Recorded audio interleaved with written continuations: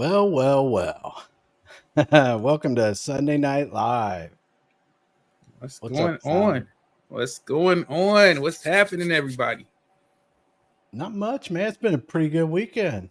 I've been pretty got a lot of stuff done. Got to spend some time with family, all that kind of stuff, and got to hang out in a little bit in the Discord the last couple of days, a couple different chats and stuff. It was I can't I can't complain. Everything was pretty good. The weather was nice. We had some bad rain the Mm. other yesterday morning, and it looked like the day was going to be terrible. And then sun came out, and everything was good. Did you get a chance to see that meteor shower last night?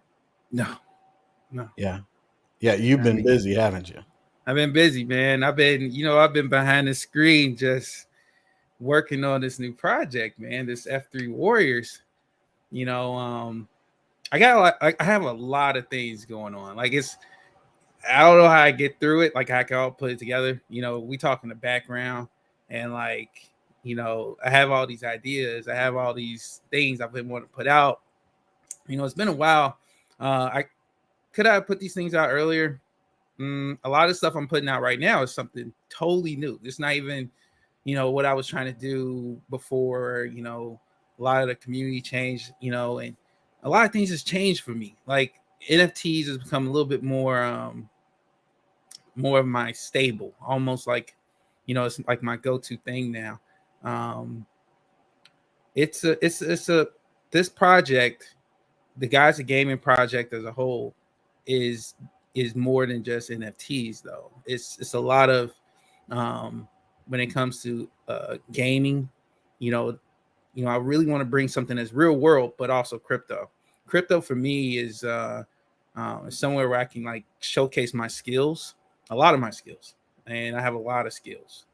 And right now, this whole time, I've really just, you know, really just building upon myself. And even with a lot of things that's been going on, it's like around, in my crypto hemisphere, um, I still like I haven't given up on my dream, which is to bring, the crypto world and the traditional world together. With F3 Warriors, this is like the first start, like this first step into me moving, towards something that I know uh, is going to impress not just crypto people, but it's going to impress your traditional gamer in more ways than one. Whether they, are playing a game, I develop, in the future, or with F3 Warriors right now as an NFT going into more of a tabletop game type of scenario where people can, unlock things through the owning of NFTs, uh, or when these NFTs, come to reality on a gaming screen.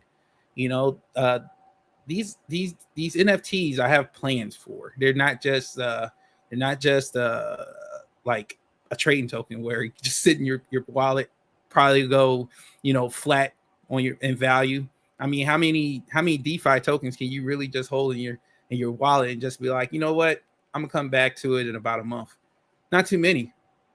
Not too many. I mean, there's some that we can, sit for, a year or two, and we can, we really believe in. A lot of them have some, some good staying power. But NFTs is different because, you know, when you buy an NFT, you actually have the asset, meaning you're getting something. You're getting something. It's not like tokens, man, where you're like everything is based upon the liquidity. Like everything is based upon the liquidity. Like the whole community is based upon the liquidity when it comes to a trading token. If the liquidity goes out on a trading token, everybody is depressed. There's no hope. There's nothing, you know. And honestly, trading tokens need utility. They're like dependent on utility. And if you have a token out there and it doesn't have any utility, once the investors dry up, what happens? The project dries up. One, because likelihood they didn't have any most of the non-real projects don't have any type of utility because they've never planned out any utility. It's really just what we call a cash grab. With the NFTs, with me going towards NFTs first, I'm able to utilize my skills of digital editing, so I can put together some great artwork, right?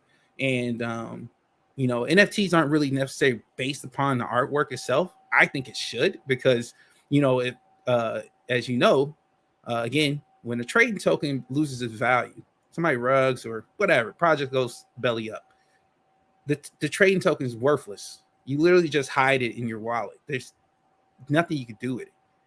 But with an NFT, even a project that's not well known, if the artwork itself has is great, it's mesmerizing, it has value, right? Like, once you get that, you have that. You can take that NFT and you can do a lot more things you can do with a trading token.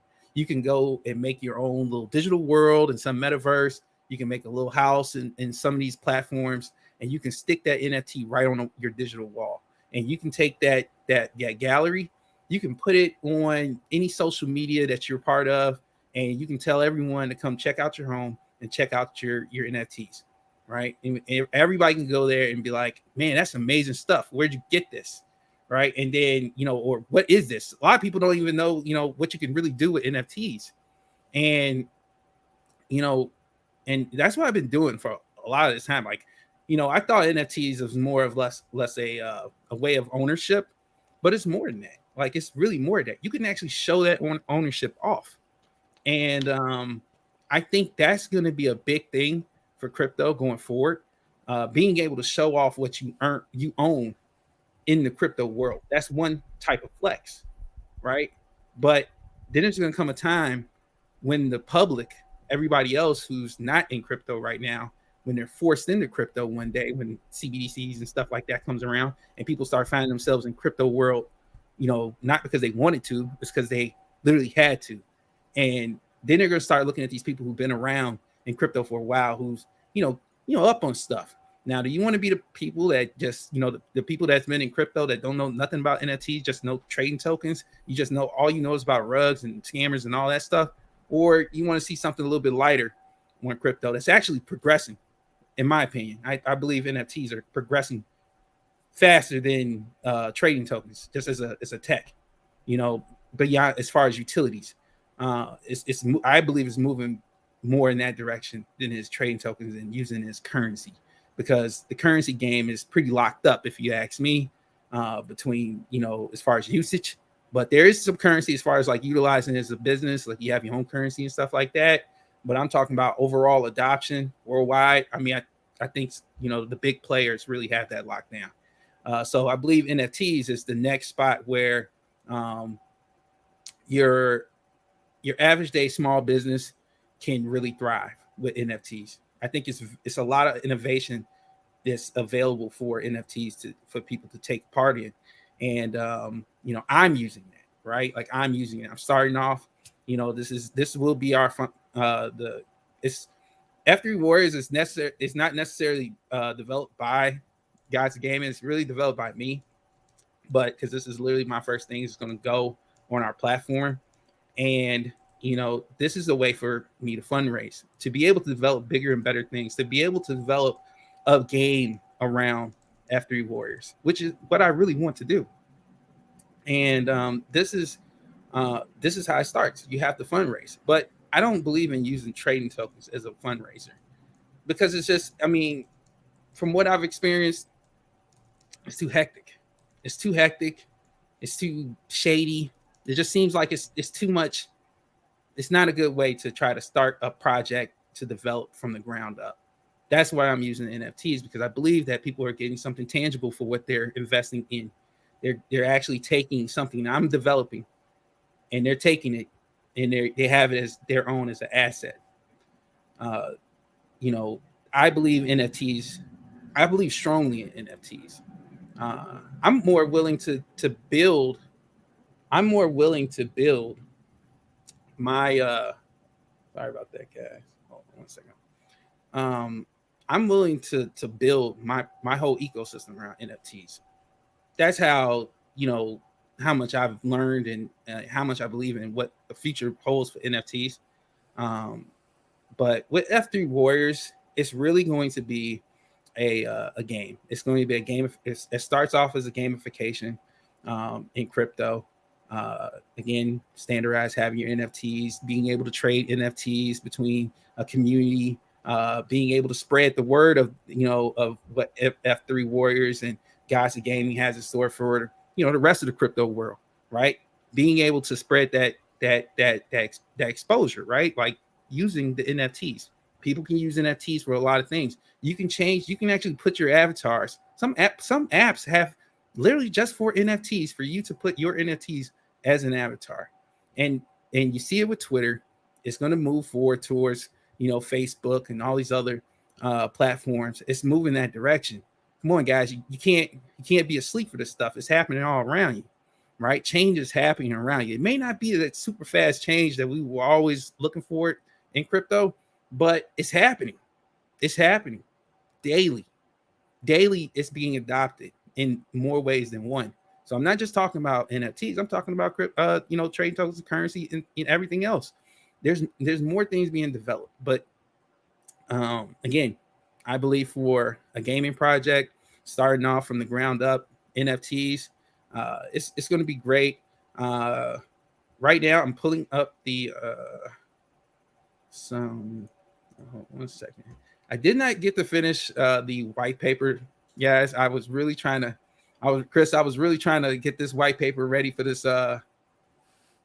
presentation, but it did not work out in my favor, unfortunately. That's all right, man. You've been doing a whole lot of stuff. A couple of things I want to take care of. Yeah, Greek. We're on Greek's channel, and Pride's and Fowler. Several of us, but they might be stopping in. They may not. But at the same time, Greek was like, "Yeah, I like Fowler's NFTs and everything," and he wanted to present it out there. So if Greek does stop by, I'm sure he's still on his vacation, so he's trying to. He does his videos and then he goes out and enjoys the sun and has a few spirits, and by the time the evening comes around, he's not too prepared to speak. So we'll give him a break, but he didn't want to miss out on this. But I saw a couple comments there, and then there is a comment here. Dysfunctional Junction says, "Do you think that the NFT market is already oversaturated?" And just for me, I've just been learning about NFTs. I've always known about NFTs, but I was more along the lines that I didn't really understand them or anything like that.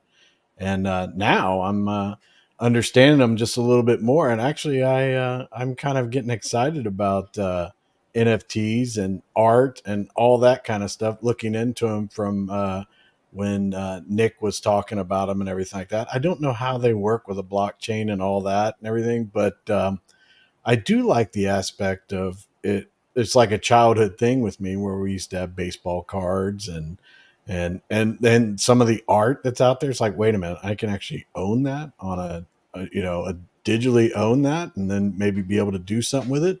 And then a X Base that I think Nick was involved in talking about music and NFTs. So I think it may be oversaturated for a lot of people, but for me, I'm just discovering it, so I'm excited. So I don't know. I don't know the ins and outs of it, but I don't know. I think I see a comment there. I think like if you think of like a popular platform like OpenSea, I think that is oversaturated with NFTs. But I think the best way NFTs work is in a community, because the community is the ones that can actually be in the case of with F3 Warriors, it's going to be a game. It probably is going to be a more of a gamification, and then it's going to work its way into eventually being some type of mobile game, some type of even a Web3 game. It could be just a straight Web3 game, but most likely it'll probably be a mobile game, something fun, something enjoyable, but something that can not only just get in the hands of crypto people, but hold on a second, Fowler. I just saw something that that is actually devastating. This is. I just want to stop everything right now. Crypto Dell Says, hi, Chris, and all. Sorry, I've not been about much, but my wife lost her very, very short 5-week battle with cancer. She was only 46. I am devastated, as you can imagine. And my heart goes out to you, Crypto Dell. You're always in the community. You're very nice to everybody. You're a friend to all of us on here. And I'm sorry for your loss. And I will, personally, I'll pray for you. And if you need anything, I don't know what I could do or anything like that, but if you need anything whatsoever, do not hesitate to reach out to me in any kind of way. If I could help you get over this very tragic moment. It's really, really tragic Yeah, to man, hear. my heart goes out Very to you, sorry. Crypto Dell. 46 years, man. It's very young. Same here. If there's anything I can do to help, hopefully, if there is anything, my prayers and thoughts certainly go out to you and the family. We are thinking about you, man. Yeah. Don't want to put it, but I wanted to acknowledge that to make sure that everybody knew about it. And I'm so grateful and glad that you opened up to us and told us that. If you need to like talk or anything like that, man, hit me up. I'll give you my number and we can talk. And you don't have to be alone through this. And whatever we can do. I should say we, but whatever I could do, and I'm sure Fowler and Kryptonian would feel the same way. So Of course, whatever, of course. we're here for you, buddy. Yeah, of Whatever you course. can do, whatever you need. We love crypto guys, but we love people more than that, and that's why we're doing what we're doing. So that's what it's all about. So with that being said and everything, I got a complaint, Fowler. I got a complaint. Hmm? Sorry, buddy. What's up? Look at this statement right here. Oh, my man's Opes, man. Now, Opes. now, all I'm gonna say is I remember seeing some type of purple one, and I was like, "Oh, that one's fire, man." And I'm not sure if it's the one that you have up there, but I'm just saying, OBZ, look, we might have So, to fight this out, buddy. I so want what's to be funny is, what the funny story is, I actually showed that this particular one right here, I showed that to OBZ first. And he was like, because the reason why I made this one, because he was the first person that gave me the idea, hey, make the eyes purple. Give us a line, give us a series that's purple, right? And he literally gave me the idea to the series. And as soon as he said that, I made one. Okay. And then He kind of earned it. and Okay. right, and then I sent it to you, and then you were like, "Oh, that's sick." I was like, I didn't want to take all the credit, but I meant to give back and say, tell OZ I did it. And he's like, "You liked it," because remember I was like, "I need to find one for Chris. I want to find one for Chris." And Chris, you was like, give me any one of them." And then I was like, okay, I'm just show you some. But then I showed you this one. You were like, "Oh, I love this one." Like, it's funny. Sorry, buddy. I'm sorry, OBZ. You earned it. My bad. I shouldn't be upset about it. Yeah, but man, what I was saying was the as far as the oversaturation of NFTs, that's just as a whole on a one market, right?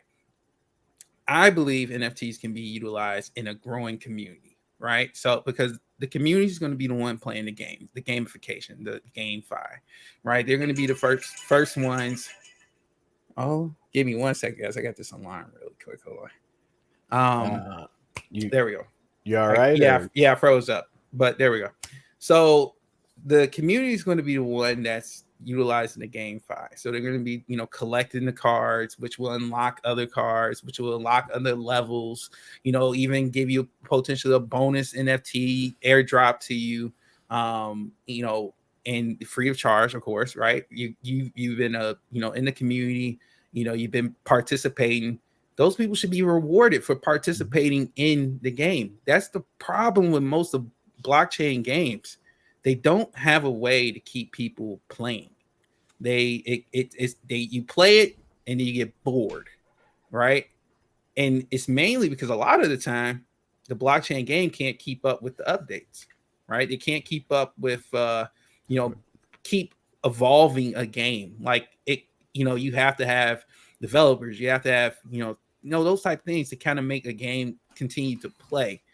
At this level where I'm at, creating a almost like a tabletop game, just like your Monopolies and stuff like that, I'm just doing it in a digital way, and I'm utilizing it with NFTs starting off.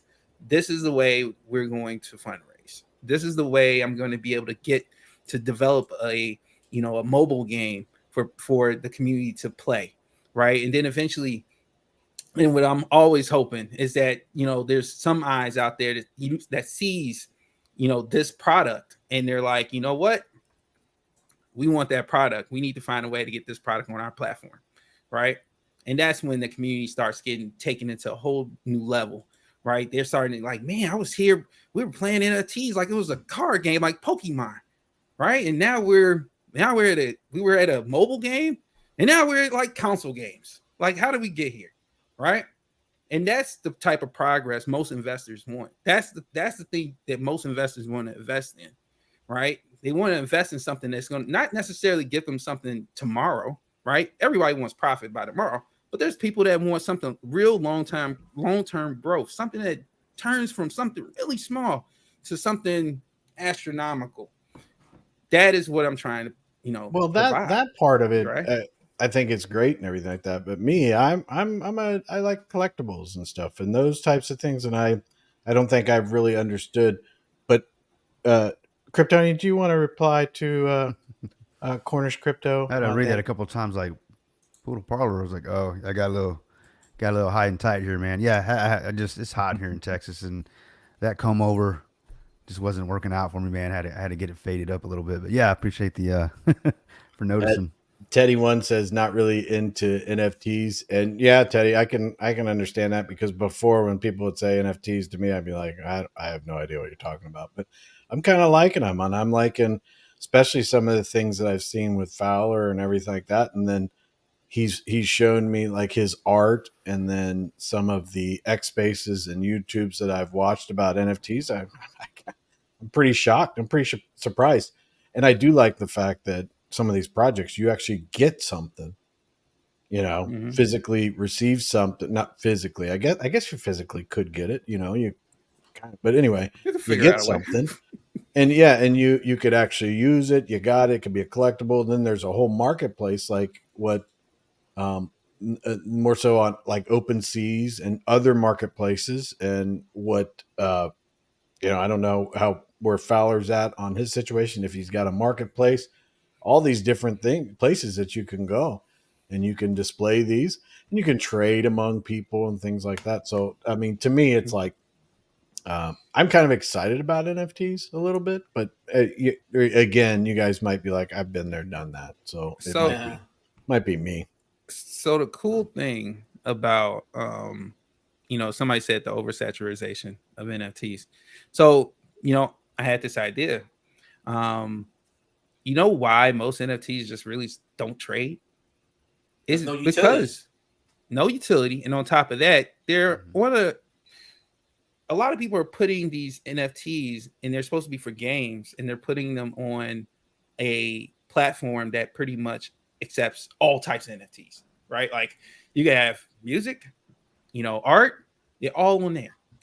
And people have too many ways to go. And you're supposed to be utilizing these NFTs for a game. You're spreading all over the place. We're humans. Humans only have so much attention, and then they're going to flow somewhere else. Why would you lead them to a place that has millions on top of millions of NFTs just so they can participate in your community? Well, that's why, and this has always been the plans for Gods of Gaming, was to have a Gods of Gaming NFT marketplace. I plan on the day that these NFTs go live to be sold, there will be a dedicated NFT marketplace for these NFTs. So meaning, when the game comes, the gamification comes, when the trading starts for these NFTs, and people start, trading to be able to, do the accomplishments and stuff like that for the game, that's going to push the NFT, right? It won't be in an open sea. It won't be on OpenSea unless people who have those NFTs choose to put those NFTs on OpenSea. But for the most part, these NFTs are going to come in packs. So pretty much a pack, they start off at 2. We're going to start when we first launch. We're going to start off packs that's rewarding 2 NFTs for you opening up a pack of NFTs. So just think of it like Pokemon cards, right?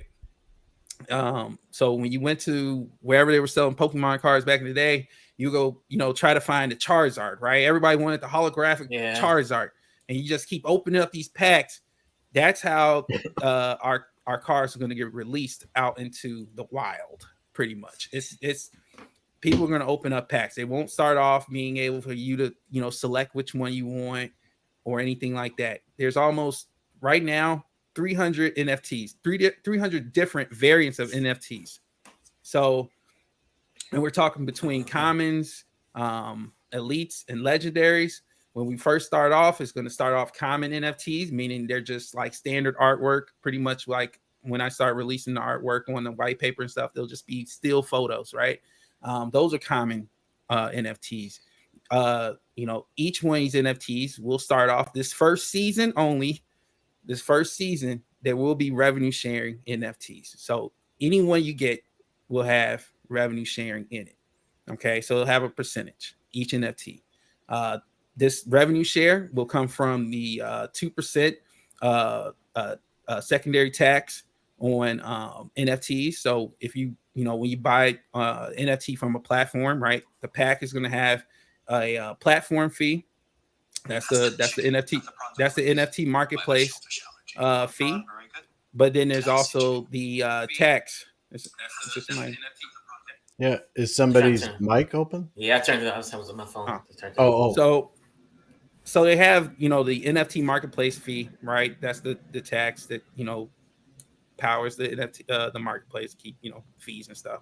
But then there's also the NFT tax on itself. That is going 2% of that is going into a wallet, right? Or call it a pot, whatever you want to call it. I call it wallets. So it will go in a wallet, and that pretty much will be shared to the NFT community. So all the sales, all the trading transactions that will be going on between people who are playing the games, who want to trade this NFT to get this NFT, or if you're just buying it, you can list them on the NFT marketplace as well. So this dedicated marketplace is not going to just be for you to buy the packs and you just open them up.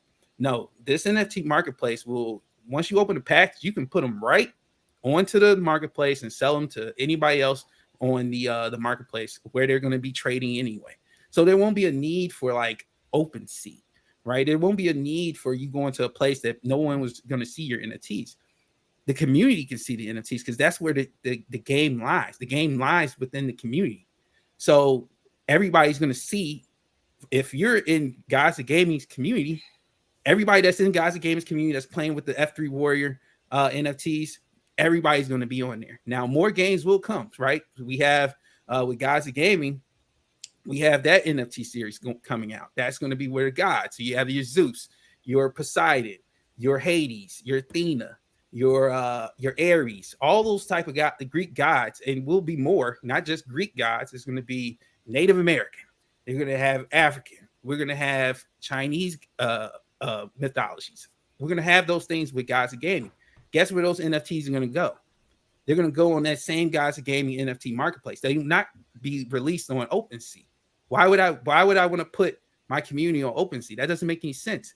Put them on one not centralized place. It's decentralized, but it's a place where everybody's going to be able to, trade these cards and purchase these NFTs, right? Like these packs are going to be on there for people to open up. That's just the initial. That's really kind of like the initial way to get it going. But those packs are going to always come because each season, which we're thinking of a good way to kind of release them every 2 weeks. Could be every week if the performance of the community starts growing, everybody starts playing them, right? So we have to release more because people will start being like, okay, well, I have all these. Where's the other ones? So it'll always be more NFTs, and these NFTs, when the first season will only be they will have revenue sharing metadata in them. So if you're starting off in season 1, and you have a whole bunch of revenue sharing, that won't change. For the life of the project, that will not change. Now, will we ever cut it back on? Who knows? But for the first season, they're going to have revenue sharing. So that's going to get it kicked off, right? And we're going to, pitch the gaming NFTs. This is going to be going forward. I've been on Twitter Lives, well, X Lives, going to different NFT spaces and everything. And they're, I'm going to start pitching this stuff. 10-second pitches, and this is what they're going to see, what you see behind me. So, it's definitely something worth thinking about. That's what I'm saying. Let me ask you a question. Are you going to have like a limited amount that you're going to release? So the first series of launch, I'm going to say, I'm just safely say a season may be 1 to 2 months starting off, because we got to get the ball rolling. You got to get it out there. People start, we have to build the rest of the story, the purpose of collecting, right? There's some people that just collect them, just like Chris. Chris likes to collect it because his artworks look great, but people are going to collect these to play the game itself. So finishing that is definitely a priority within the first 3 months of the roadmap. And pretty much that's going to, after that season, we expect to, ramp up the release of the NFTs. I believe that's the safest word to say is ramp it up. But the first couple months, we will be limiting the release of the NFTs just to make sure we don't oversaturate the community with NFTs that would not benefit the trading aspect of it. You want people trading. You want people to be like, hey, I don't have this one. But if the pack is popping out the same card, the same NFT, I like to call them cards, I think of Pokemon, but if they keep popping out the NFTs of the same one, it's just going to oversaturate and people are going to stop trading. Yeah. Are you going to have like a rarity? Like, you have like rarity.com with the NFTs. So you going to have that as well? It's going to be in the metadata for rarities. So, you have your commons, your elites, you have your legendaries. If the rarity needs to go up, with those, usually the reason why you boost up the rarity to another level is because your community population that's collecting them has expanded. So when they expand, you kind of have to make something less rare than stuff that you had before, because there's going to be a decent amount of that stuff out there. Well, that would actually become more rare. The common is going to always be non-rare, right? Because you want to put as many of those regular NFTs out there. But when you have your elite, which is like, I would say, a rare, you have your legendaries. Eventually, those legendaries will become even rarer because, one, they won't be out in circulation anymore. Meaning the packs, when you open up the packs, the likelihood of you catching those NFTs, they won't be there. So, and there'll be another legendary or another rarity card in that place. So if I had in month 1, I had 4 different legendaries or elites, and the next month I said, hey, those are out of rotation. Those are not in the packs anymore. So what's that going to do for everybody who has those legendaries already? Value. Yeah, but have you ever thought about, like, have you thought of having like a rare NFT that gives you a higher percentage ownership? Oh yeah, or return? That's already. I haven't got the white paper. That's in the white paper. Okay. There will be the legendaries will have a higher share, of the ownership. You have the elite will have, be in the middle, and then the common would be the least amount you can get. But again, that's what gives the duplicates more value, because if I said you can't have the same token ID of that NFT, and you can only collect one revenue share off of one of those individual NFTs, it kind of makes it worthless. If you say, hey, all of them have that same ability, even if you have duplicates, what happens? People kind of take them in. But again, the commons will change. Like, the commons are going to change. And then again, like I said, that first season will end as well. And when that first season ends, revenue sharing is going to be taken out. Now, will it be away for permanently? I can't say that. But in guys of gaming, I believe in revenue share. I believe in early investors. So keys to get it early. Yeah, the key is to getting early. The key is to getting early, and that's what I'm trying to do. Have the early investors, build this relationship within the community where they feel like as this thing grows, they're growing as well. It's not like, hey, I started off with these cards at the beginning. Now they're just these NFTs at the beginning. They're kind of worthless now. They in the game, the gamification, but they don't really do anything. I didn't want to do that. I want to make sure that people who had the season 1 NFTs, there's a reason why you want to keep those. That's what's going to make those valuable for 6 months, a year. Who knows what Gods and Gaming look like? Who knows what F3 Warriors is looking like as a game on Gods and Gaming? F3 Warriors can end up being a mobile game. Those NFTs can actually be interacting with the mobile game. Maybe that's giving that character that you see, these characters that you see, maybe those end up being the characters in the game. It's not hard to make sprites, right? Sprite models. So putting, a lot of different variations of characters that kind of look the same but are different in their ways. It's not that hard for most digital artists to kind of make a variation in a 3D model or even a 2D model. 2D model is even easier. So go ahead. Now I was looking at your NFTs. Have you ever seen a cartoon PJ Masks? PJ Masks. Yeah, my grandkids watch that. Your NFTs remind me of the show PJ Masks. Yeah. You should look it up. It looks just like kind of almost like them. Yeah. I mean, it's and I think it's cool. Like I can see some toy company like, man, that is cool. That's cool stuff. And then boom, that becomes a toy. Yeah, I'm buying because it looks like an alien. I don't buy just for that reason. Right. But I mean, I'm just saying, like, as far as like invest like in an investment standpoint of everything. Right. I know you love them. Oh, we have a whole conversation in a little bit that I'm just waiting for to talk about. Go ahead, Chris. No, you can't. I can't bring it up because we're gonna go down that rabbit hole. Yeah. It's crazy. Okay. It's crazy. Bring it up. I want to know now. You know me. All right. I'm on. There's a ton of questions, so we got to be respectful. There are a bunch of people. What's the link? What's the link to buy the NFTs? All right. Let me get to. They're out. Now, that's one of the comments. That's one of the comments. That's all. All right. Here's the first one. Oh, go ahead. All right. Using NFTs. I'm sorry. Using NFTs. Will F3 Warriors cost money?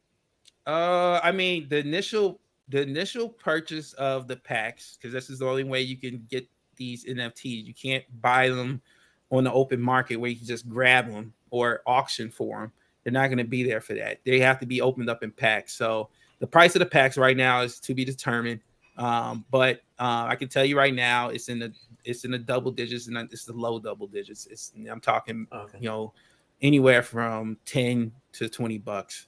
That's where I want to stay. Unless something changes, there might be higher packs that give you a chance to, go for higher level NFTs, pack opening coming.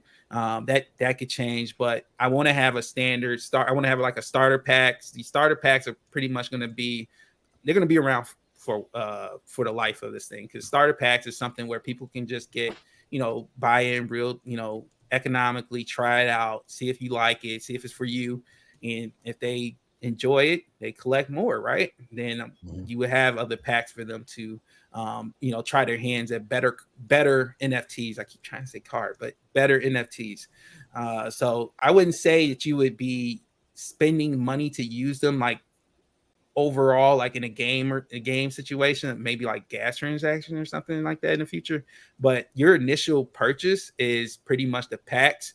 And after that, it's really, do you want to trade, right? Like if you want to put these on the marketplace, if you put it on the marketplace, there'll probably be a fee to list the NFT and everything. But for the most part, that those are only kind of fees I could see if you're kind of like interacting with the marketplace for trading.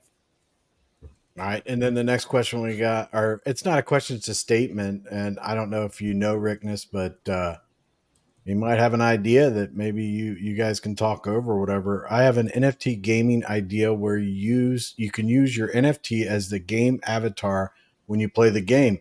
but I don't know how to make games or NFTs, so it will sit on the back burner for a bit. I just wanted to bring that up because I didn't know if Yeah, you.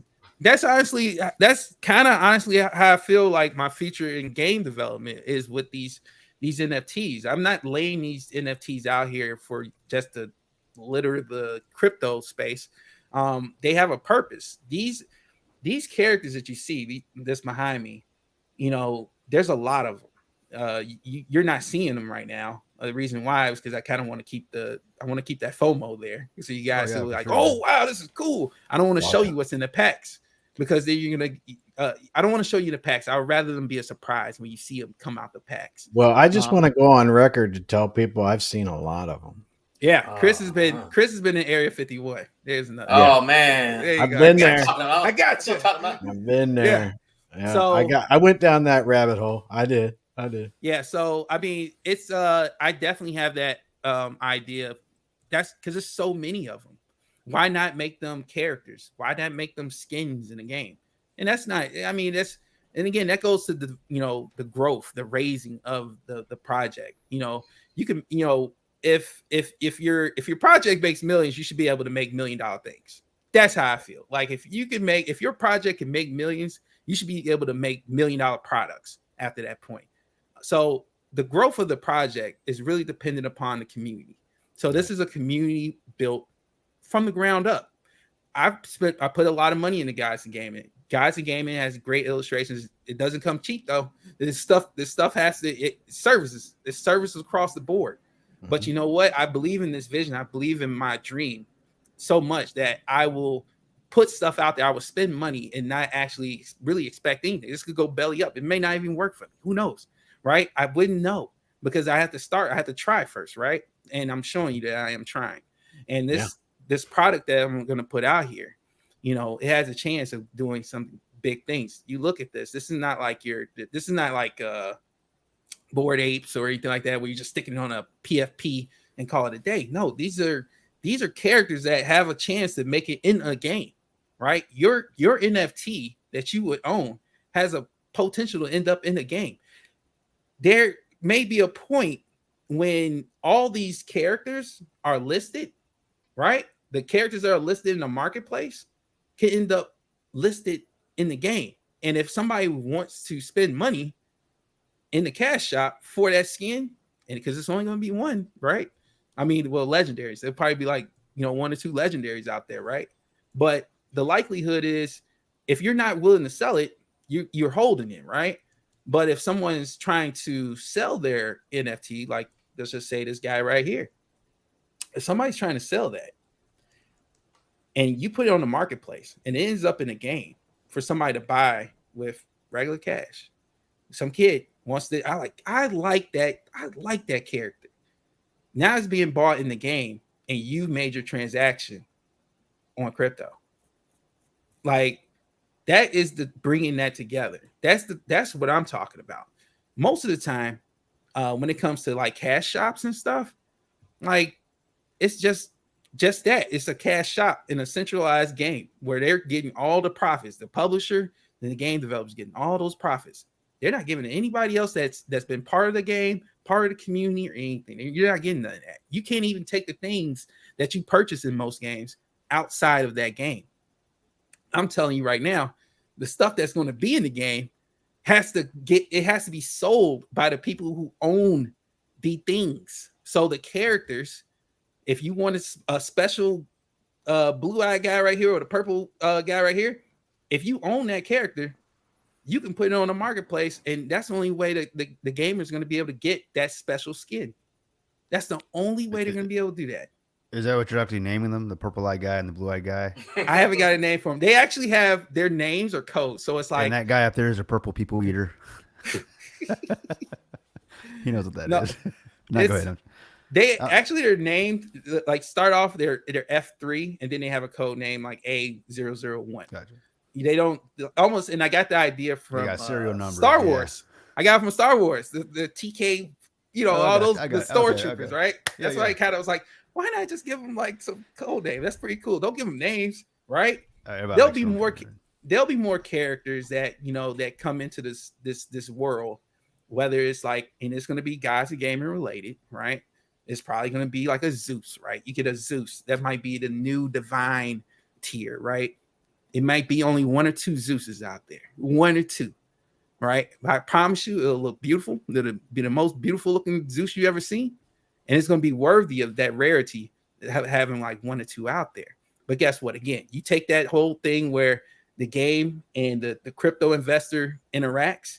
That crypto investor says, well, there'll be limits, right? You can't put like a $10,000 NFT on a video game where a 12-year-old is playing and they're like, hey, I want that like $10,000, kid.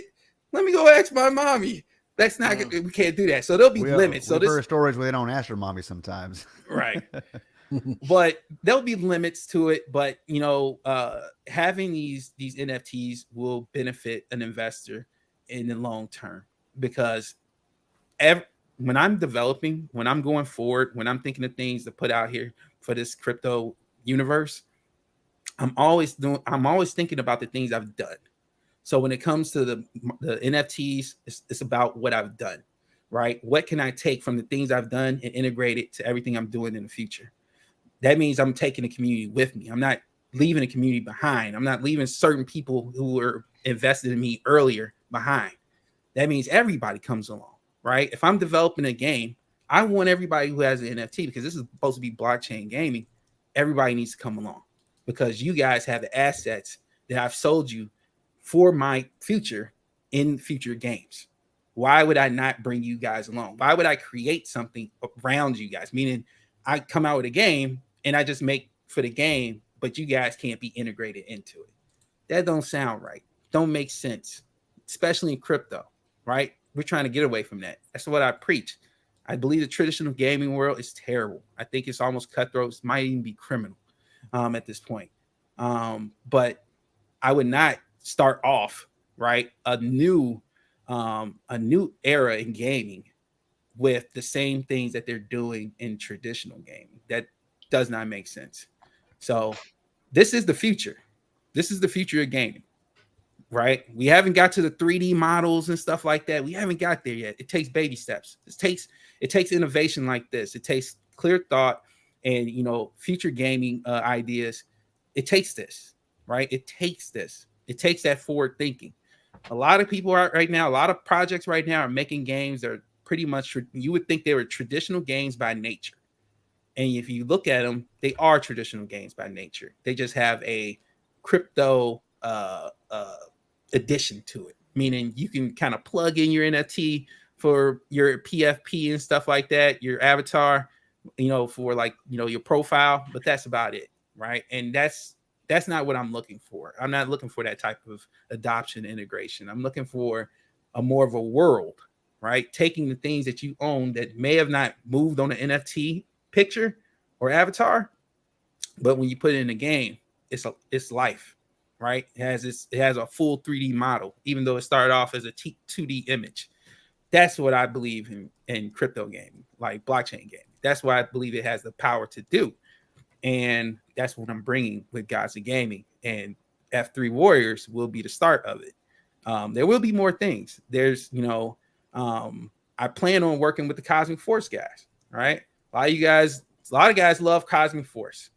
Well, I love Cosmic Force too. I was when they launched the OG NFTs. First day I was there. Right? I can't be in the community all the time. Right? I was doing the YouTube thing. And I'm doing Gods of Gaming. It takes a lot of man hours. It takes a lot of time. And, but the guys over at Cosmic Force, they got that stuff handled. And, but we plan on working together because they have great ideas. I have great ideas. We're going to put it together. And this is the start of it. So, there will be more partnerships with a lot of the projects that people love. I believe it wholeheartedly in Cosmic Force because I've watched their growth. I've been to the side. I've watched their growth. They're doing it. They're doing it the big way, AAA way. Yeah, right. Steve Just without. They're great. They're great. Yeah, and they're putting together great stuff. And I recognize game. Game recognized game. Yeah, and they have a great game. They're building a great game, and it's it's going to take a lot of community building, right? Eventually, I hope, guys of gaming, the Discord is going to get a little bit more liver, as these NFTs go on. People are going to start asking, hey, who's got this? Who's got that? I'm looking for this. Who wants this? I'm putting this up on the NFT marketplace. Again, an NFT marketplace is dedicated to the guys of gaming universe, not everybody from Bored Apes to whoever, Legos. Like it's going to be literally guys of gaming, the games and everything that falls into that ecosystem. And being that F3 Warriors is going to be the first one, that's going to be getting the most attention first off. So, and we will grow. We will grow. All right. Let me get to more questions here or comments. Wagme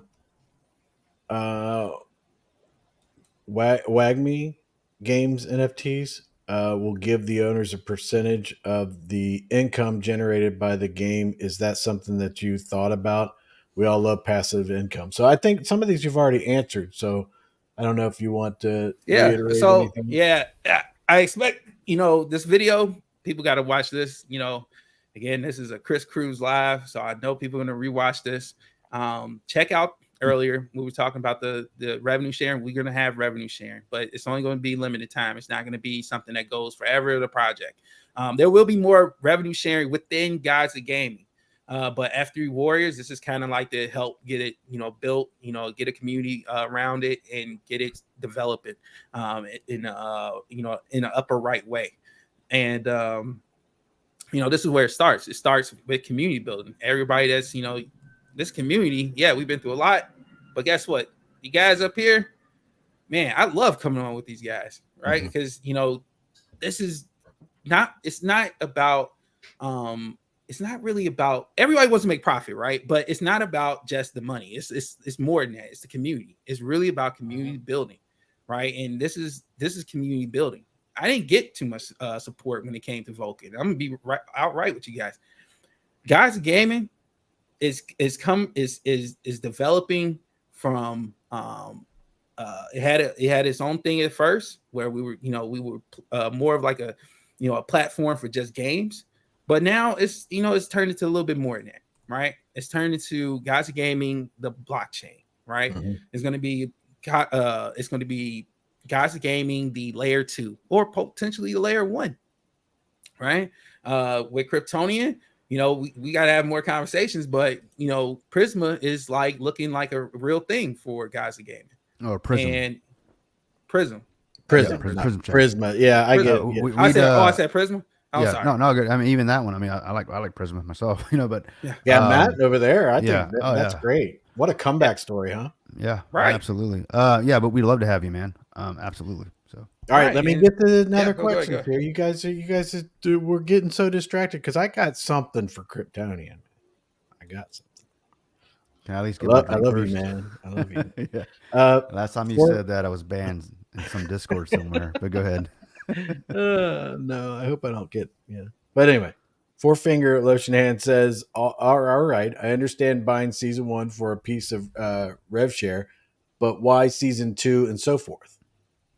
Now, so I could easily answer that. Season 2, I expect a ramp up in community. I expect more gamification, more gamification investors, people who are going to want to grab these NFTs. I expect to blow up. I don't expect to stay stagnant. I expect to rise. Because I, as Chris and everybody up here knows, I go hard in what I do. Like I do this every day. And now I got to ask you one question about this. And this kind of goes with this thing. Now, so say you're in the next season or whatever. Well, what were you calling the rarities? Are like epic, legendary, common, uncommon? So you got common, you have elite, you have legendary. Okay. So if you get to the top level, does that top level is that like I mean, does that you get like a better revenue share, or is that not? It's just the first season, that's it. But later season is just trading. But so how you say this? Yes, when let's say you get a legendary, it's gonna have the top of the revenue share tree, right? Then the elite would probably be in the middle. and the commons would be, the lowest one of them all. The reason why it's season 1 is because this is season 1. Like, it's the beginning. Like, this is the beginning of everything. This is where I started, right? This is where the community starts. It's season 1, right? This is your seed round almost. That's the kind of way I look at it. It's the beginning where everyone if this thing is to be something big in the future, then people have to start off somewhere, right? And the people who started off with the project should be the most rewarded. As like, yes, we're not here without you. And that's how I treat it. Now season 2, now let's just say we don't take off. We don't grow expansively, like super fast, right? Discretionary case, it could go into season 2. Revenue share, we could produce more. And that's just to keep the drive. We have to, because you still have to keep the drive. But at some point, the game itself being what it's providing, the utility itself should grow on its own. So you kind of almost think of it like training wheels on a bike, right? Right? Your kid starts off with training wheels. That's how they learn how to ride on a bike. Eventually, those training wheels have to come off. They have to come off. So, I mean, it's you gotta think of it like that. You don't want to have something that's the revenue share can't go on the season 2, season 3, because think about how many cars potentially could have been produced by season 2. Season 2, we could have almost 1,000 different NFTs out there. And I'm talking about variations. I'm not talking about actual amounts. That could be even higher. The amounts that are out there can be higher. But as far as the variations, we could be talking about thousands, but then by season 2, because again, I started off and the first week we're starting off, we're probably going to have anywhere from 100 to 200 different variants. And by the second week, I will be releasing slowly those variants by how fast it picks up. Now, again, the season could go for a month. It could go for 2 months, right? I won't just go from season 1 to season 2 after 30 days. It's all based on performance. If the performance is there, we can move on to season 2. If the performance isn't there, we'll stay on season 1, and we'll keep, try to slowly, see where the incentivizations are going to be. But the revenue share will be a lot of the incentivization of people to collect. And you have to have incentivization, because if you don't incentivize people, they're not going to come. And this is going to be that incentive, is to grab a piece of the project and grab as much as you can early on, because guess what? Just like in all crypto, the earlier you're there, the better, right? That's usually how it works. And this is the same way it's going to go with NFTs. The earlier you're there, it's going to work out, because again, the revenue share, the NFTs that you own, because we know where the wallets are, right? Because wherever the NFTs are, that's where the airdrop is going to come from, right? That's where it's going to go. All right, we got another drop right in there. We got another. I guess it's like a question, Fowler. Have you thought about creating like a sticker book pack? So once you collect the card, automatically goes into the book and remembers you already have acquired it.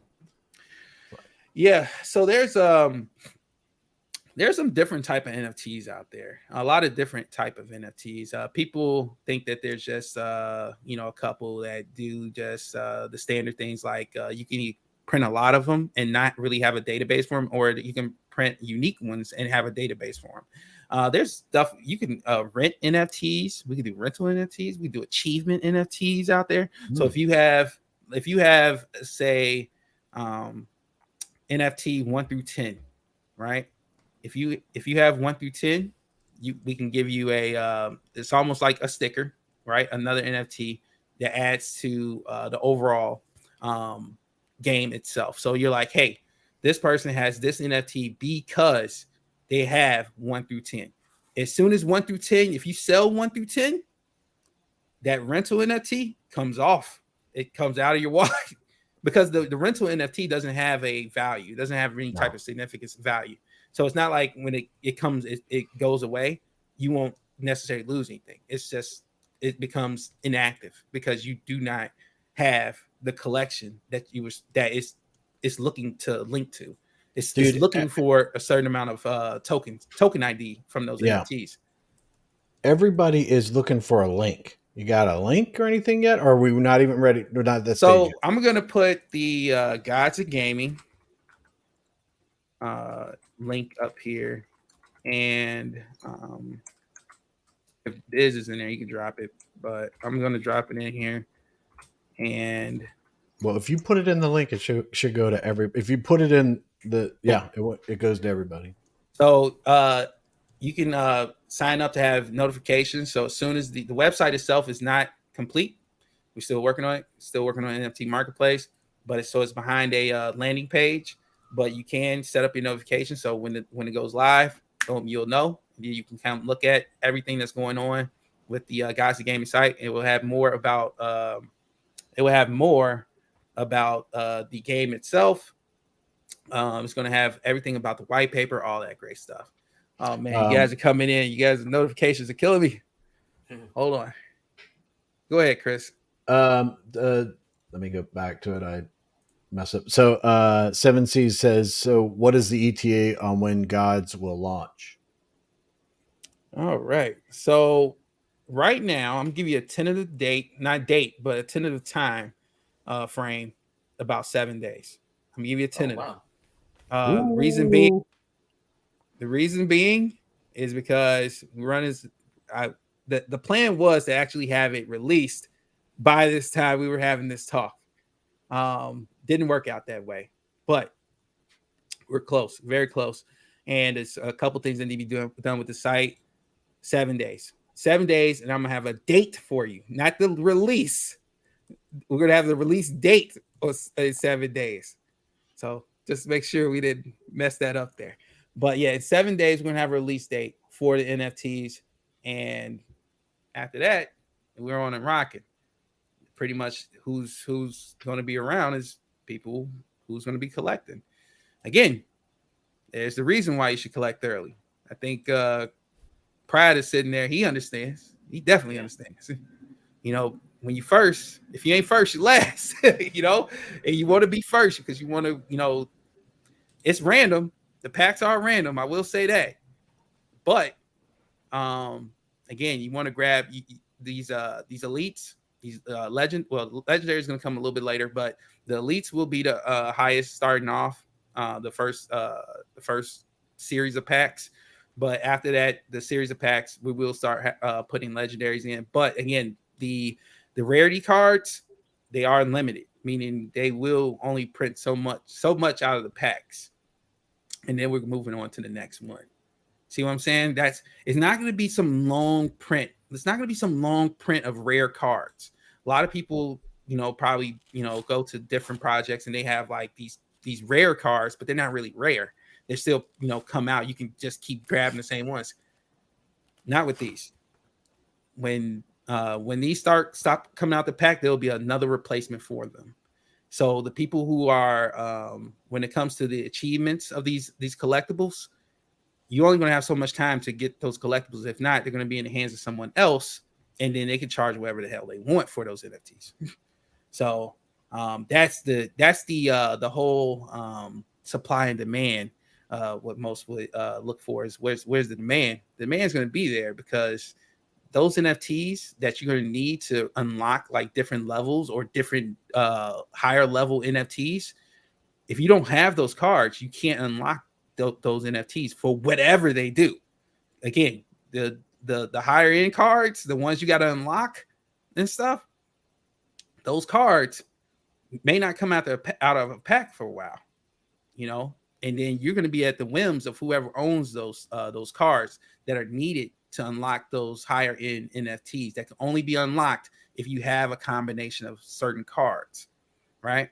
That's how we're gamifying the game itself, right? Before there's an actual game, like an actual video game, right? We're going to do where, okay, like Chris might want, let's just say, for example, I'm going to say this. This is just an example. Let's say you need 2 elites and 2 legendary F3 Warrior cards, NFTs, right?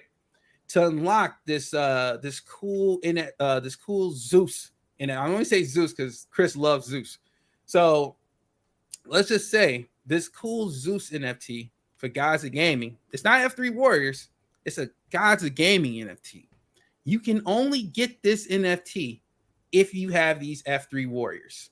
Certain amount of F3 Warriors or certain actual F3 Warriors, right?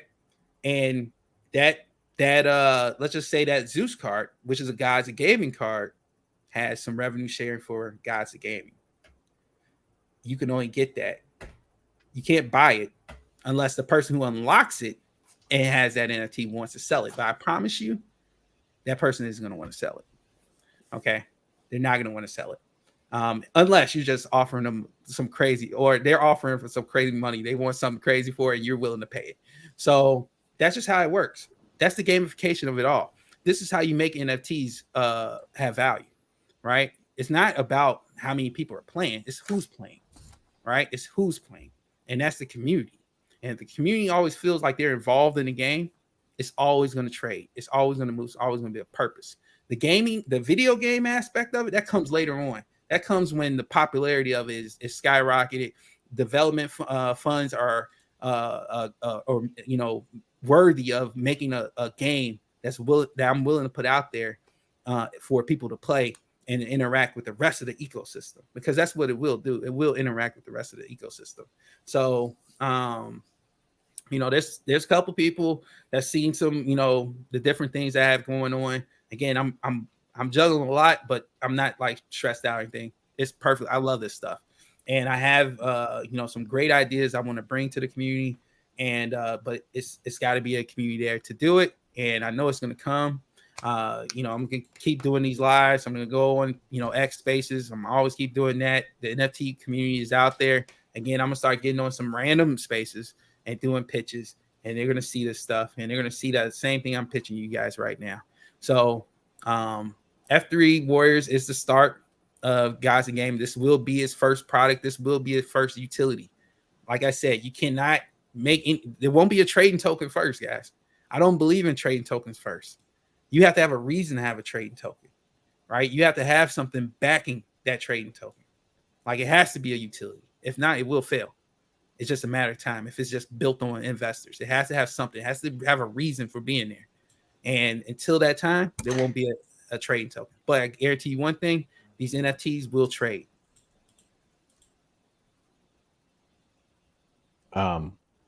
What does I don't know, what does Zeus looks dripped? What's his that mean? Oh, so he's talking about if you go to the Gods of Gaming landing page, that games, there's a Zeus on there. It's got I can't believe you ain't seen this one. You haven't seen that Zeus? I don't know what drip means though. I mean, so it means like he's flying. He's got like he's got gold chains, coins, and stuff. He's sorry, got I'm like a little old. If someone said drip to me, I'd be like, "What the hell are you talking about?" He's thinking like some sort of STD or something like that. Kevin, obviously, I am too. He's old. got the drip. You gotta, you gotta bring it down to my level, buddy. I'm sorry. That's what you meant. There you go. Yeah, let's get a win, bro. Danny's like, Kevin, where's the link? The Gods of Gaming. Just scroll up and you can see the Gods of Gaming. I'll drop it again. Hold on. I'm trying to share my screen to your website. You want to pull it up? Let's show them what it looks. I like it, man. It's pretty slick. You just got it. You can drop your email address in there. Show them the landing page if you can, Chris. Oh yeah, I thought you said you were going to bring it up. I was trying to, but my browser's not working. Oh, you got one of them fake browsers. Yeah, well, I got all these security things going on, man, and I block everything. Wait a minute, I got security stuff going too.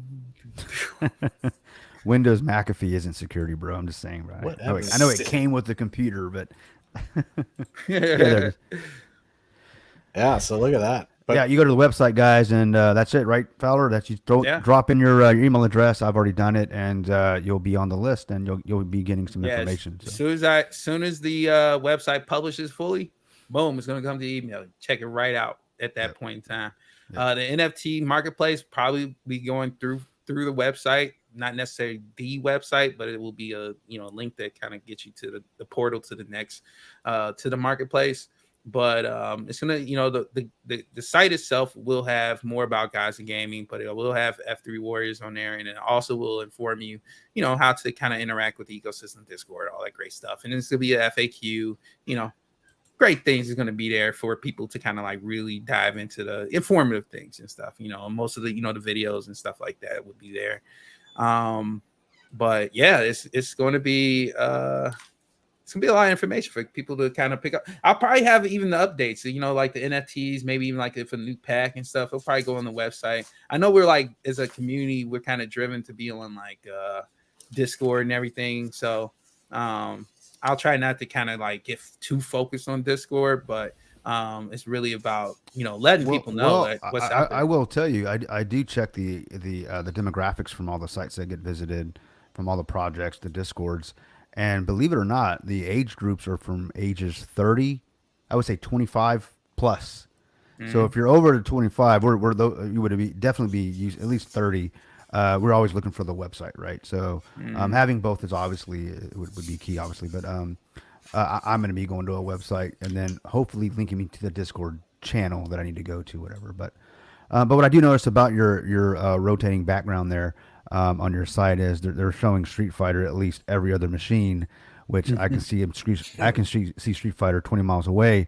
But the controls are wrong, bro. The keys on the arcades are wrong. Are you gonna play your Street Fighter thing? Is that what you're doing? Oh no.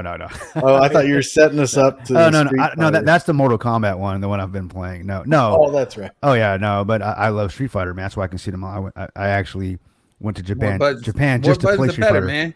Oh yeah. I know. It's like but I'm looking forward to this, man. I've not really been big into NFTs. Just as Pride just kind of hit the nail on the head. Utility.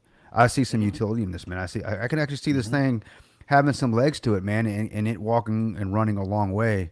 I'm definitely looking forward to it. So yeah, I think it's gonna be fun. I think there's so many options for NFTs. I mean, even just for what I have here, just like OBZ said, what if a toy company wanted to make your toys or something, or stickers and stuff like that? Like, there's so many things you can do with this. Fowler, what? Let me get on to Kevin's. He says, what currency is going to be used to buy the NFTs? So starting out, that's a good question. A great question, actually. So starting out, we're going to start off on the BSC network. I just think it's just simpler for everybody right now in the community I'm in right now. Everybody's utilizing BSC, so that'll probably be the first place they come on. Then once we get past that first month, things start going well. If I feel that things are great, teams like, yeah, we're doing big things, then that's when we're going to move to the next chain. The likelihood is probably to set up shop on Arbitrum, right?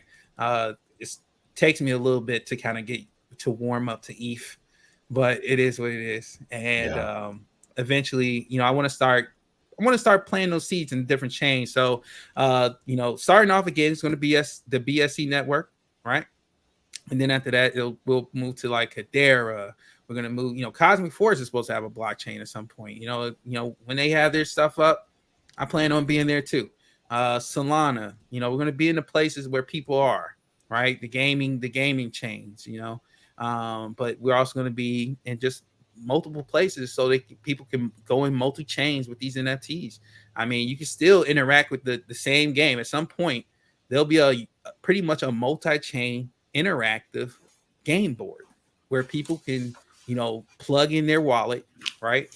And the NFTs they own will coincide on this game board, and the game board is going to show, hey, you need one NFT to get to this next level for this NFT, this ultra rare NFT, right?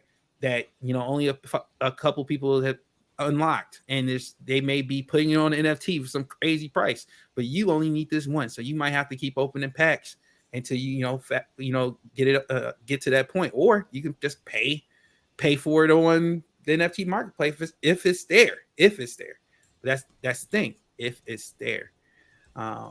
we all know you can trace NFTs to whoever wallet, but this marketplace will force people to trade because it won't have what I call lazy trading, where you pretty much say you like, okay, I track this NFT down. I'm just keep bothering this person by sending him offers over and over and over again. He may not never see the offers. I think Chris, you've used OpenSea, right? And people was offering you offers for your NFT. You didn't even know. You didn't even know. I know. I thought that was weird, and I was like, I Yeah. didn't even know. I get those NFTs. I just get them. I don't think much of them. And then when I went to that one place, they're like, I had 7 offers that were expiring in like 3 days, and it had different names. But I was like, I don't even know how to offer these things. I don't even know what they were. So Right. So that's why I think having it on a specialized Gods of Gaming NFT marketplace for these NFTs, for you to put them to showcase and to trade, makes the game world more active. You're gonna get that. You're gonna get more volume of activity with these NFTs because people are gonna want to open these packs. People are gonna want to trade these for this. Somebody might say, "Hey, man, maybe we'll have an intermediary where you can be like, hey, I got 2 of these. Can I get your 1 NFT of this? Right? Do you need these?" That's just how Pokemon worked, right? That's how Pokemon worked in its infancy. That's before the games, the video games, and all that. We're talking the cards, right? People would give up. Hey, man, I'll give you 10 of these cards, these for one of your 1 unique card, right? Now, those 10 cards, you may not need them. You might already have like a whole bunch of those already, right? You can afford to give those away to get this one rarity card again that potentially could unlock something even greater. So that's the whole gamification that's going to happen with F3 Warriors. We're going to start with F3 Warriors doing that. The Gods of Gaming line, the God tier cards will eventually come. Those are being worked on. That's going to be even like a more rare game to play.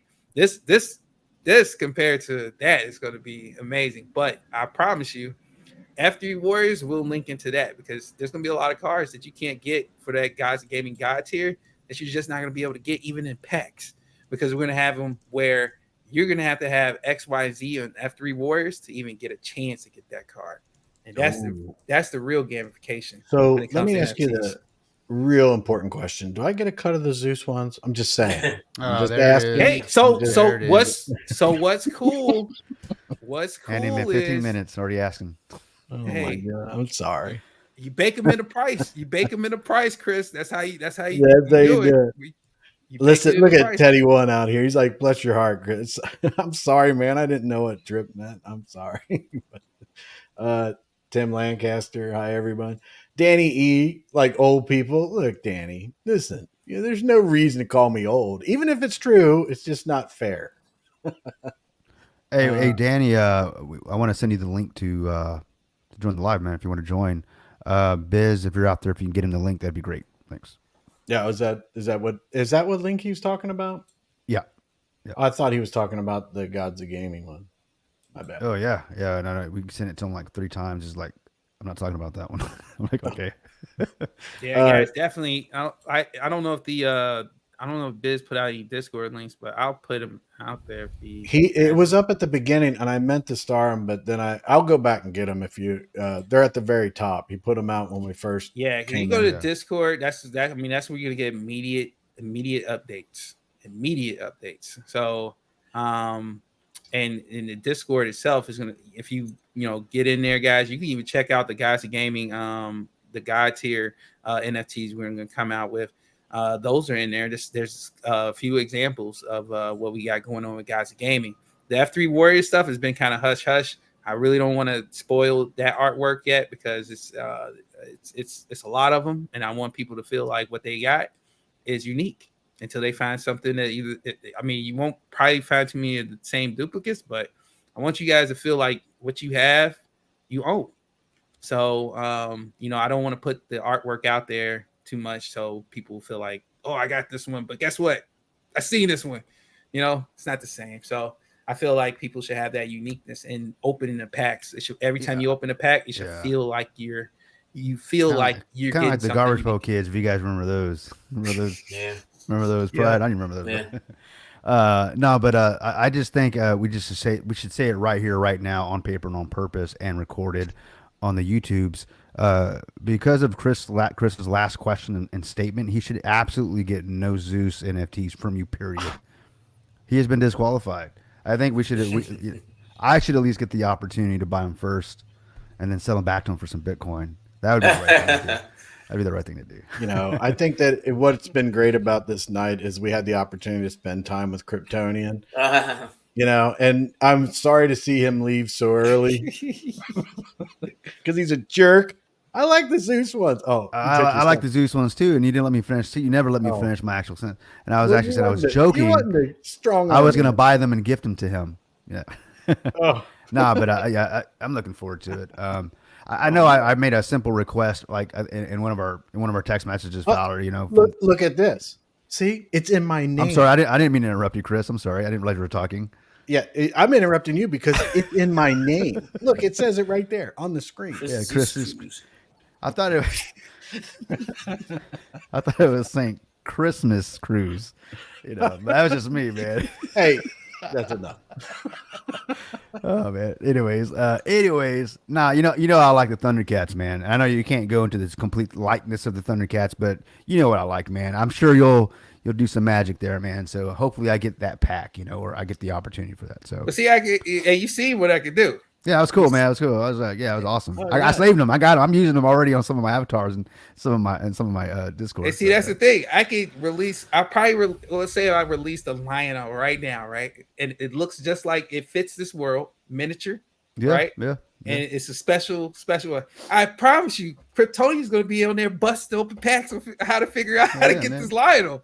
Yeah, it got me the bubble gum, man. It got me. I'm just, you know, I'm gonna be trading cards, man. You know, absolutely. Yeah, I love that stuff, man. Yeah. You know, I love art, right? I mean, what I'm going to do is obviously I'm going to have the digital, but I'm going to put it in a poster. I'm going to put it in my office, especially when I'm hopefully closing on a house in the next 30, 45 days. It's going to be in my new office, man. So if you get it by then, you'll see it up there on the wall, man. I promise you that. That's what's up. Yeah. I like that. I like that the virtual studio that you sent us that link to, right? Oh, I know. That was sick, dude. I was literally looking at your work. And I was just like, man, I'd like to have one of those on my wall, man. What's going on with that, Fowler? Are you gonna do something with that? I mean, that's a. So what I do is I try to promote that, like get it going, like on my spare time. Like it's there. I love doing it. That's why you see so much of it.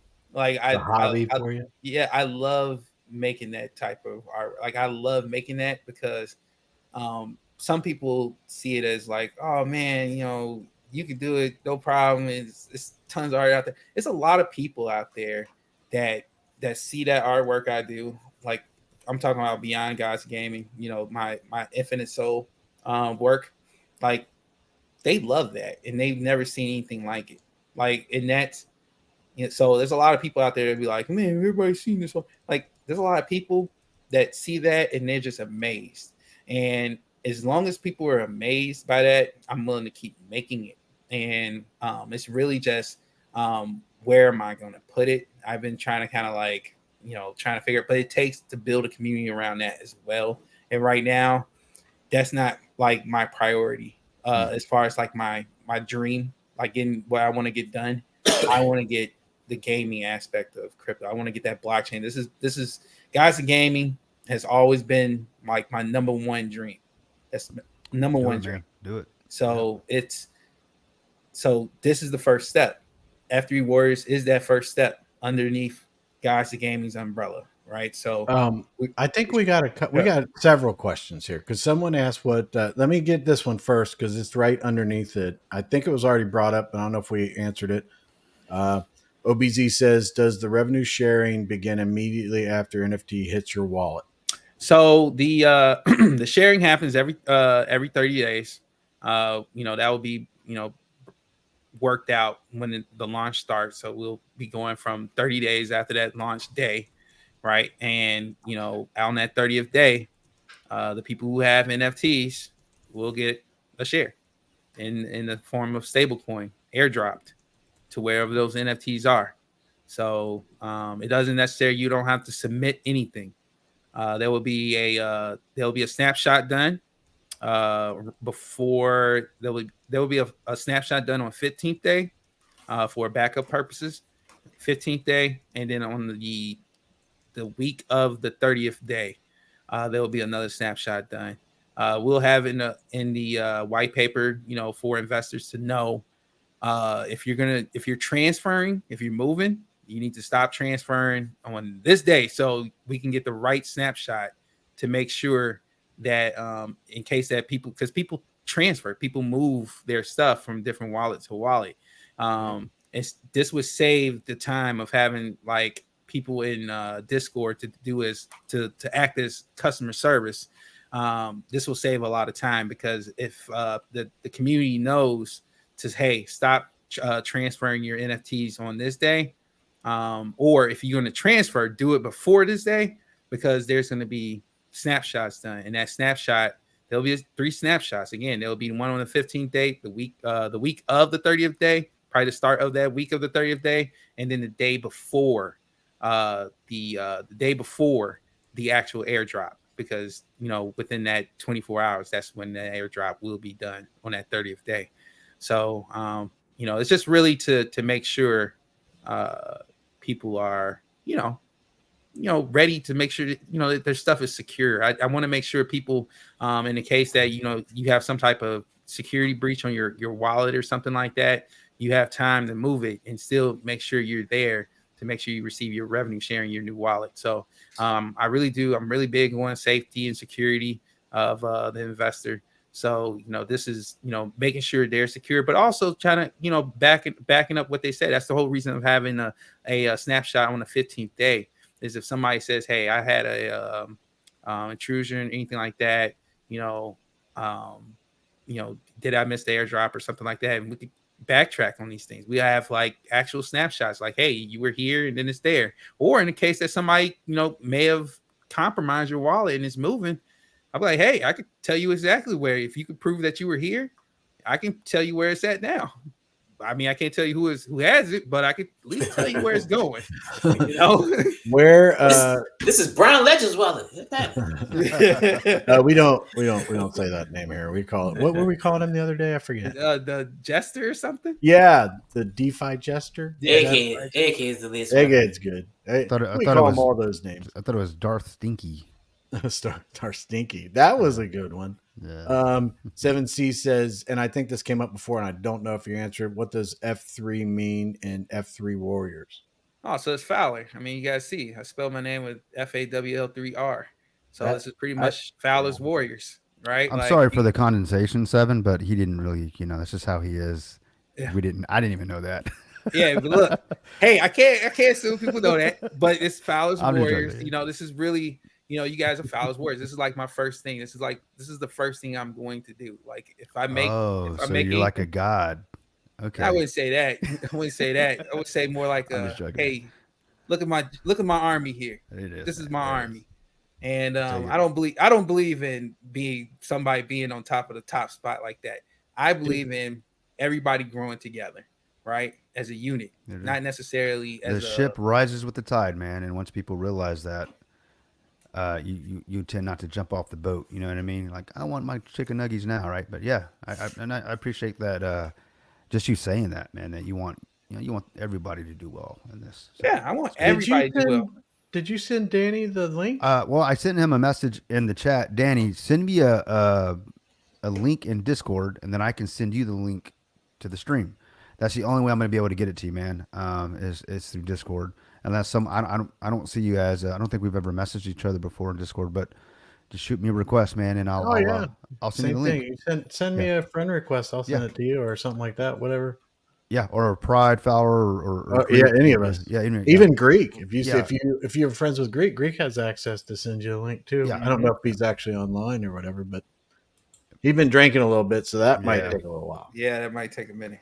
Yeah, our boy in ours, and he's in the background somewhere. He's drinking as well. Yeah, so he was on vacation, like out of pocket, so I didn't even talk to him about sending this to his YouTube. And I was like, I don't know. Are you even out there? He's getting that quality time, man. That's what's that's matters, fun. I like this question right here. I like this question. Let's see, Fowler, did you count Pokemon booster packs by threes to try to get holos? Yeah, I tried. I wasn't good at it. My brother was. He was great at that stuff. He had a holographic Charizard, man, and he had one and gave it away. Like, oh, he did that, but this is a long time ago. This is back when. What is Pokemon, it worth now? What is it worth now? Man, millions, bro, millions. Damn, I think what was his name? Jake Paul or Yeah, I've heard stories of this. Yeah, but so he actually had one in his hands and he gave it away, huh? Yeah, man, because that's before you knew what people didn't know what it was going to be worth. Everybody thought it was like, oh man, this is worth your lunch, a lunchable or something. Gave away. Yeah, lunchable. Damn. How are them crackers, man? They were soggy. You know what's this cool? I didn't even get to mention. We're having he talked about booster packs, but I do plan at some point releasing the I call it F3 minors, but these characters are just minors, but they're part of the same world that the Warriors are part of, right? Over time, this universe will grow. It will have a story. It will have its own unique story. It will grow. The minors, it's cool. This is another cool thing. You guys will probably flip up for this one. So the minors are, again, revenue share, but they're basically, that's all they do. And guess what? They have a nice size revenue share into this into the taxes, right? So into the pool. So these minors won't be a lot of them, and these probably will be pricey because again, you're paying for a percentage. You're paying for a percentage with these, but with these will be almost like a booster. I would say this is something like a booster. These will actually, these will come out in sporadic times. So they won't be in the packs for you to like open up. These will be more or less. This will power the giveaways. This will power community growth, right? This will be something like if we have a giveaway, if whoever does the most shares on a post. So we plan on having Zeely, I believe it's Zeely. We're going to integrate that into the project as well. So it's going to be a lot of community growth through that product. And at the end of some of those, some of the bigger quests or again giveaways, some of the bigger giveaways, these boosters will be powering a lot of that movement because as people start getting into the project, they start understanding like, oh, okay, we need to collect these cards. And then again, remember I was saying after season 1, revenue share might be gone. That doesn't mean revenue share is completely gone. Like it just won't be in every single pack, every single NFT that you grab from each pack, going forward in season 2, season 3, season 4, it won't be in the pack. So the revenue share will still be there. It just be a different way of acquiring that revenue share through a different type of card, which would be a more highly rare card as well. This will be kind of what still, again, like I said, that incentive part of kind of like how you grow the project. That's what these cards will do. And these will probably be a rarity in themselves. But again, I don't know too many people who would sell their revenue share away, knowing that it would eventually become not non-existent, but revenue share would become rare as far as acquiring it. So, but do you have like a percentage of the revenue share that you get per NFT? So right now, no, but it will be in the white paper as soon as it's released. The white paper is coming, and I'm not gonna give you guys a date, but it's coming within 7 days. So keep an eye out. You're only gonna hear about that white paper either in the Discord or word of mouth, or watching the video, the YouTube streams, But the best place to find out is gonna be on Discord. He's not gonna give you a date, guys, but 7 days will be next Sunday. I'm just saying. I want to just note that. Just throw it out there. I give you a date, but I'm not gonna tell you exactly when, but it's about approximately 7 days from now. I just mess with you, man. Oh, let's see. It's gonna be interesting, man. It's gonna be interesting. Here's a good question from Teddy One. He says, "Whitelisted for Vulcan ears." Okay, so the Vulcaneers, there will be. I'm trying to figure out a way to do this with the Vulcaneers because NFTs, um, it's kind of hard to do, especially when they're in packs now. I was thinking about you because all the Vulcaneers. If you're not a Vulcaneer, OG right now. If My you're OG not, Vulcaneer. right, you got Pride up here, you got Chris up here, He did Kryptonian. commercials and stuff, bro. Yeah, he even had a shirt. He had the products on, man. That's the whole point. You Yeah, got I the saw it. product on Yeah, everything. that's a believer, man. So I got 3 of them. I got 3. there you go.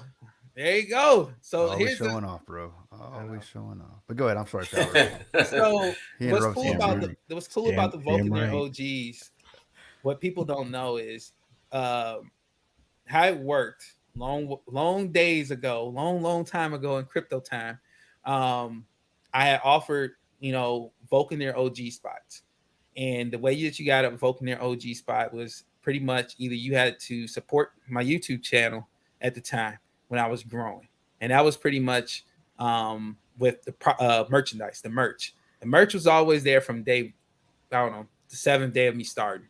The merch was always there, and people, I made the calls, like, I didn't make it to make people buy. This was necessary. This is actually, I did this because I had so many people supporting me, and I wanted to do something for my supporters. And the one thing I said was, if you have purchased any merchandise off of my merchandise store, I will give you a Vulcaneer OG NFT for free. All you have to do is pay for the gas. That's all you had to do. The mint was free. The only way they can get this is through a secret way. I had to basically hand do this one by one. But it was cool because it was a great way to kind of like interact with my supporters. I kind of get in a direct message with them and kind of talk to them a little bit. And this is how I interact with my supporters, my community. So they have those OG NFTs. So at any point in time, if I need to airdrop them anything, I can.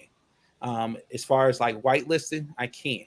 Allowing them to do things utilizing the NFT that they have that's still on them. It should still be on them if you haven't lost it. But what ends up happening is I have to find a way to kind of, and I'm thinking of like this. I've been thinking about it. I'm glad this question is there.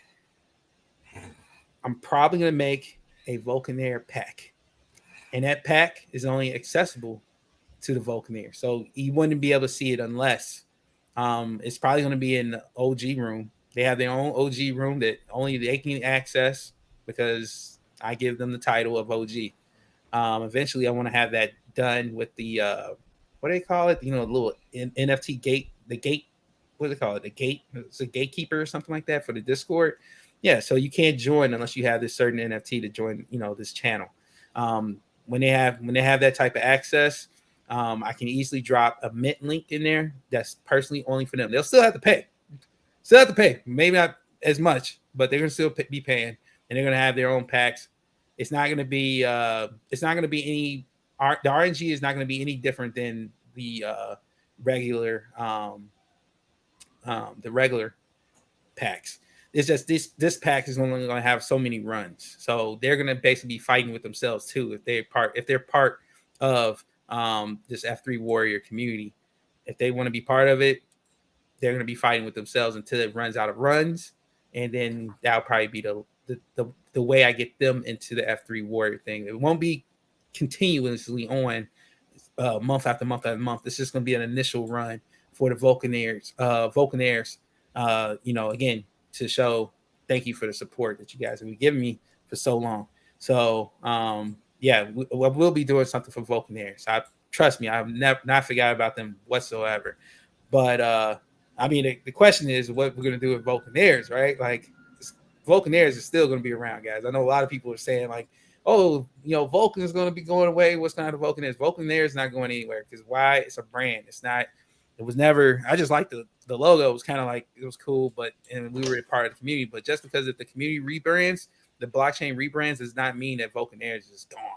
Matter of fact, they pays a lot more room because I don't have to worry about anybody else trying to say, hey, you can't do this or that with this logo or anything like that. Once that rebrand's done, I'm free willy when it comes to Vulcaneer. So. Vulcaneer is just beginning. Okay, next question we have is Mega Warzone. Which NFT level pays out monthly, and what is the cost?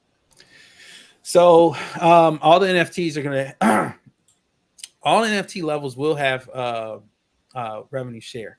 They will be paid out in 30 days. It's monthly, and so all 3 tiers. So you're gonna have the common. Right now, you got the common, the elite, and the legendary. These are the only tiers that we have. Legendary won't be out for a few runs, but it will be the common and the elite starting off.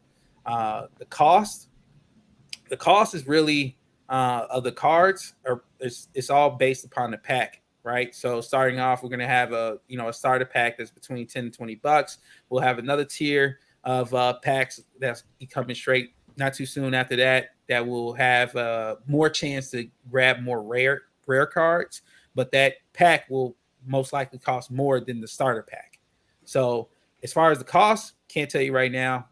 Hopefully we'll have that ready by the white paper. So when the white paper releases, that's what you want to look for. Check out the white paper, the prices, the numbers as far as revenue share percentages on each NFT will be in there as well. So just just look out for the white paper. That's pretty much what I can say when it comes to the answering the questions as far as like how much and how much does it cost and stuff. Because right now I can't tell you that right now because again, white paper isn't out.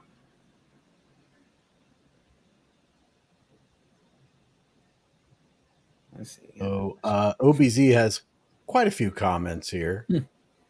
He is pretty pumped, by the way, but he did earn the purple one, so I'll give him a break. I guess. But and just so everyone feels secure, the NFTs that have not been minted will not get an airdrop of tokens, as they do not exist until minted. That is a great thing about NFTs. If they're not minted, they're not going to receive a thing because guess what? It's only for what's in people's wallets. It's not what's in the packs that's sitting on the NFT marketplace. It's not the ones that haven't been minted yet at all. There's not going to be any funny business of airdrops anywhere else. The airdrops are only going to go to where those NFTs are.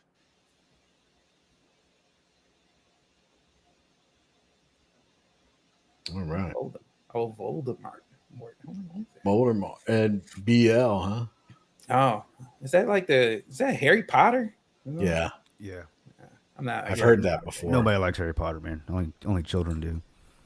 It's all about the Lord of the Rings, man. I couldn't understand it. I mean, but my kids were into it, and I would get so like, wait a minute, what is this? And they would explain it to me like I was like, they'd be like, duh, I'd be like, okay. Nah, it's all about Token, man. Token was the guy for me, but Lord of the Rings, it's a lot.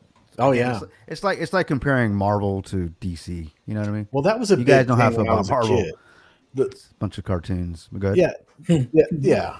I mean, but when I was a kid, that Lord of the Rings was really popular in the books and everything. I mean, we had those as like assignments in class where we would read those. Just because of the way they're written, right? Obviously. Oh, yeah. It was great. They're written very well.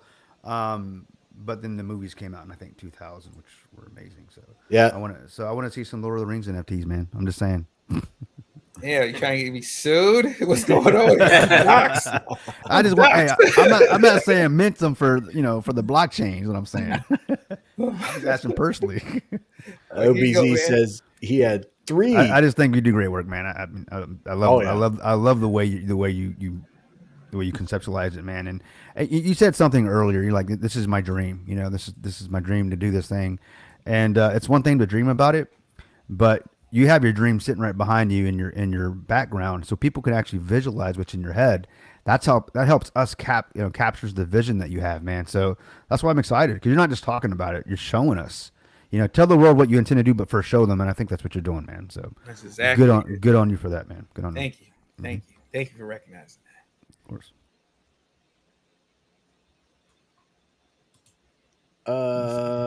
OBZ says, I have 3 Vulcan shirts, 2 Gods Gaming shirts, and a Gods Gaming glass. I wear that dope merchant everywhere. So what's cool? I've been thinking about this. I came up with the idea, and like, I kind of want to. I'm pursuing it. I'm just kind of like testing the waters, asking questions around from places. But having a print on demand service that utilizes NFTs, so you can, if you have an NFT on your wallet, let's just say you have the A101 F3 Warrior, right? And being able to put that NFT on a t-shirt or a mug or a backpack or a pillowcase or bed sheets, whatever, a canvas. A You'll be able onesie. to a onesie, even a I'm onesie, joking, man. So what if you I just was put asking that for a stuff on friend. there? Oh man. No, but I think that having the merch is not just necessarily imperative to a community, it's almost needed, because your growth as a community isn't necessarily just people talking about it, it's about showing it. And walking around with a t-shirt that has one of these guys on it, right? What was kids might ask, like, hey, I want one of those, that is cool, what is that? And you're gonna be like, oh, that's an F3 Warrior. Hell, you might even be able to put like the title of the NFT, because all the NFTs are coded by the Warriors number. So this could be F3 A10101 or whatever, right? Kids can see that stuff and they just go balls up for it, because you know why? They love it. They love this stuff. They love, even if it's not a toy, they love just to see the visual of it. And it's just because kids, what do they do? They imagine on a way higher level than even an adult, because an adult, as we get older, we tend to pull back on that imagination a little bit, and it's not necessarily because we want to, it's because sometimes we get pulled in directions in life that kind of makes us kind of forget that imagination a little bit. Kids see this stuff, they're not going to see this stuff in stores, they're not going to see this imagery in a comic, your main, like you said, Marvel and stuff like that. You're not gonna see this stuff. This is stuff that it comes up with, and you got to have a purpose for it. And we're at the visualization stage of coming up with a product here, but eventually the story comes out. Yeah, right? it's all about the story too, right? So Right, I the can't wait for the universe. story. Yeah, The universe, the ecosystem. Next, boom, that's when we start talking about that tabletop game, that board to see the NFTs. And then we talking about the video games. And then we go from mobile to maybe console and all those things. You don't know where we're going to be in the next year, let alone next couple, 2, 3, 4, 5, even on the 5th year, right? I'm making great relationships with everybody on this panel and a lot of people in this community. I made great relationships with the guys game. I mean, not that guys game, Cosmic Force. Those guys, Steve, Matt, and Mike. Those guys. If I want to make a game, I'm pretty sure I can go to those guys and they'll help me put me on the path of who I really need to talk to make those type of things happen. And so if I say, hey, can this be a possibility? They're gonna say yes, you definitely can. Even though I already know that, but having the people in your corner, that's why I'm all about building relationships with everybody who I meet. Making sure they're the right type of people to meet, right, and to have around. But this is what that growth is all about. As far as a project is concerned, it starts off with community. I can't do anything without community. No project can do anything without community. So having the merch and stuff out there, man, this is going to be great. I can't wait to even make t-shirts just of some of this stuff. Maybe some warriors that are not going to be on NFTs, but having some merch out there for people to kind of wear. Showing the F3 Warriors. You don't know who's looking at this stuff. You don't know. Mattel, some CEO from Mattel could be in Walmart where you walking around with this shirt on, F3 Warriors. And you're like, what's that, man? Like, it's F3 Warriors, man. This is a crypto project. It's a blockchain gaming project with guys are gaming. Where can I learn more about this business or whatever it is? They might not even be in crypto, right? They might not even be in crypto. And you lead them there. And then next that's turned into, who knows, a toy product. And guess who benefits of all that? Guess who benefits off all that? The community. Because guess what? There'll be a way to get that into there. It's going to lead back to the community. Everything's going to lead back to the community, because this is a community project. It's going to be a community project. If somebody wants to be in something that's from the ground up, this is where you want to be. The Hasbro, speaking of toys and toy makers, and like the Hasbro story, right? First they made it was in most cases it was all comic books and cartoons, or comic books essentially, or some sort of art, and it went into cartoons, and then they made toys.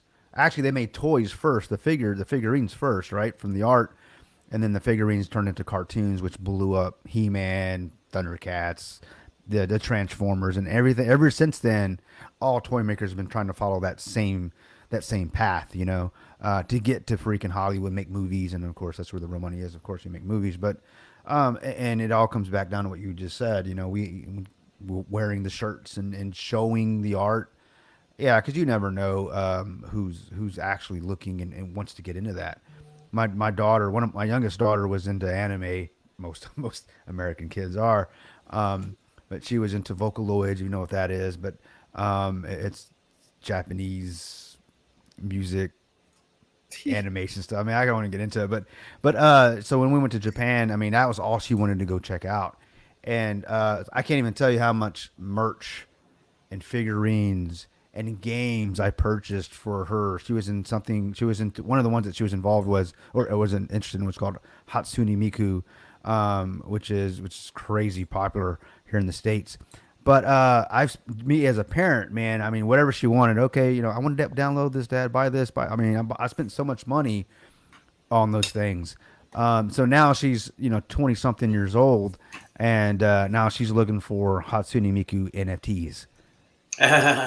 Yeah, see, Yeah. She loves it. I mean, that's her childhood. You know what I mean? That's nostalgia for her. I mean, she was 10, 13 years old when she's all into that stuff.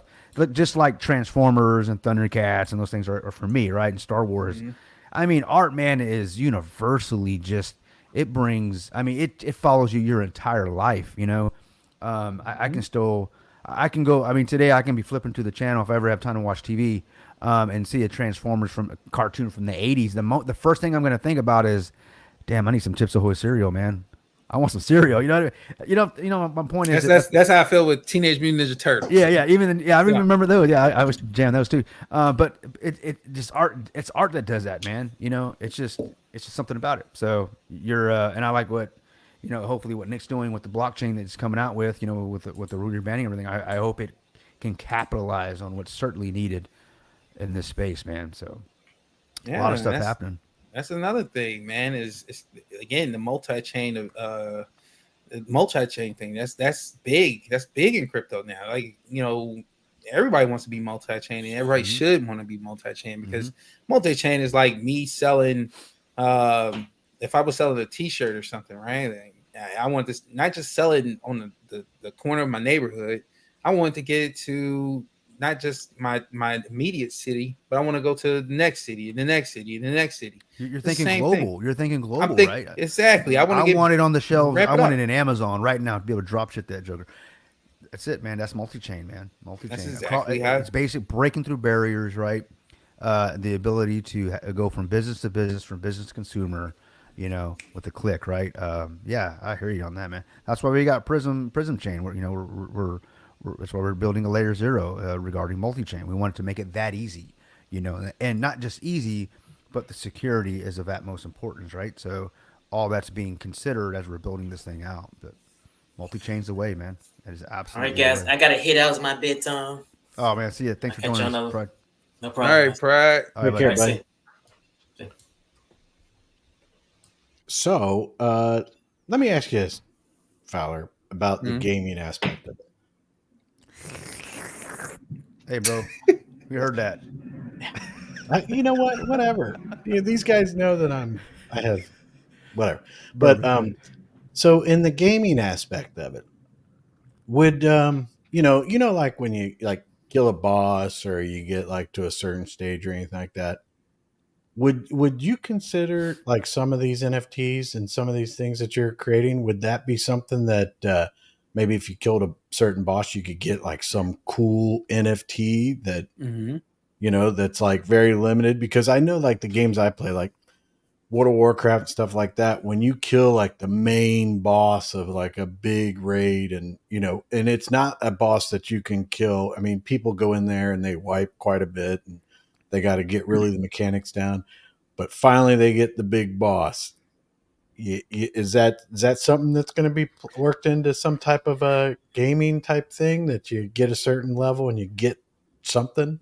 Yeah, I mean that's the whole point why I started off with NFTs with purpose, right? Not just NFTs, the revenue share. Remember the first model I had for Guys of Gaming was the revenue share. It's almost just like the fundraising tool in itself, but that was pretty much the value in itself was the revenue share. It has to be more than that, right? And but NFTs, even with art, it can look great like this. It still has to have value. It has to have value, and you have to build that value. And that's pretty much what I'm doing when I start off with these NFTs, is building the value in the NFTs. When the time comes, when the games come, like the actual games, like, somebody may end up want to come, say, hey, we want to build a game around your F3 Warriors. We want to build a game. Well, we're going to build a game. Well, there's a couple things. I have to be in control of what pops up in that game, meaning like prizes and rewards and stuff like that. And as far as content, as far as utilizing NFTs, there's some things that I'm gonna have, demands that I would have as this project owner for any game that wants to develop my world, my F3 Warrior world. And the one thing that I want to do is something like that, is when you do quests or you have any type of party raids, or whether it's a mobile game, just a mobile game that you're playing, it's like a platform game. You get from one point to the other point of the platform, right? You want to have a prize. Well, maybe you're not going to get that prize on level 1, but maybe you get it at level 5, right? You completed level 5, boom. There's a pack. It says, hey, you've acquired a pack, and you open that pack. And that pack is an NFT. It may not be the creme de la creme of NFTs, right? In the GOG universe or the F3 universe, F3 Warrior universe, but it's an NFT with some value, right? At that point, either you're gonna want to sell it or you're gonna keep it, right? You're either gonna hodl it or you're gonna sell it, right? That's up to the investor or the gamer themselves. But people who are gonna be playing these games that will come over time, there should be a reward. But the one thing most game developers do is they make a game, and the things that they put in the game have no value. They have no value. One, because most of the time you can't take it off the game in the first place. There's no value in something that I can't take and keep and say it's mine, right? So there's no value in that. So no matter what the prize, if it's a new gun, a new character, doesn't really matter, because at the end of the day, once I'm tired of this game, it's over, right? It's over. Everything I've unlocked in this game is for nothing, because I can't take it off the game. That's where, blockchain game is so great, right? The prizes that people would be rewarded with for completing X amount of levels or killing a X certain boss, right? You want to have something that's given to you or you acquire that's going to make you feel like, man, I worked this hard to get this. This is worth something, right? Mm-hmm. That's how these warriors will, because these F3 Warrior NFTs will be. And I'm just using them as an example right now. It could be another game that spawns off more NFTs that might be, same way. But I'm using F3 Warriors as an example. Again, the gamification of the F3 Warriors is you can't, at certain points, you can't get higher in stuff in the F3 Warriors world unless you have X, Y, and Z. If you don't have X, Y, and Z, you may miss that opportunity of getting that ultra rare NFT, because it may not be there. It may just be for a season, right? That unlock may just be for that season. Once the season moves on, it may be something else that takes its spot. So you may not be able to acquire that again, right? That is where the value comes in. That's where you're linking the game with the value of the NFTs. Is that the people who are collecting the NFTs, they can't necessarily progress in the collection portion of the gamification without X, Y, and Z. They may not get that at a certain point when a game comes out, a video game comes out. You may not be able to get that Z just by opening up packs. You may only be able to get Z from playing the video game of F3 Warriors. That's how you keep your ecosystem going. That's how you bring the volume to your ecosystem. This is where a lot of these spaces I hear and stuff, where these game developers are talking about how gaming is dead or blockchain gaming is dead. We can't seem to keep people interested. It's not interesting because you're not making it interesting. And so it has to be, the interest has to be there. You have to develop that interest. That's something what I would be bringing to the Guys in Gaming universe, where, like you said, the prizes, the loot, the quest items that you're acquiring in some of these games, they will not just affect that game, it will affect the ecosystem. So it's not just going to be one thing it's affecting everything, all the people who are in the ecosystem, investors, gamers, whoever. It's going to affect in an overall way, not just a single person's financial way or in the game where it just makes them more powerful. It's not going to be that. It's going to be a overall value. So, when people like, hey, I need that card, but this person with this wallet, I don't know who this is, but this wallet has this NFT.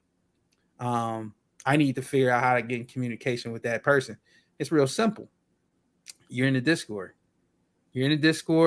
And then the marketplace itself will evolve. The marketplace will evolve as well. This marketplace that I'm releasing when the packs are launched. This NFT marketplace is just an alpha. It's just really to get the community going, utilizing a marketplace right off the back with the collectibles. Eventually, this marketplace will upgrade. It will get better. It will have more of a social community side to it, guys. Nothing's changed with Guys in Gaming. The platform itself was supposed to have a game hub, right? That game hub was supposed to be able to accept NFTs, to be able to communicate with everybody else that's on the platform, just like Steam. If you understand what Steam is, then you understand what I'm talking about. And this is where this platform is going to have the NFTs, it's going to have the social aspect to be able to communicate with the people with the NFTs. So if you're a person that needs a certain NFT, you'll be at least be able to send a message to the person who has that NFT.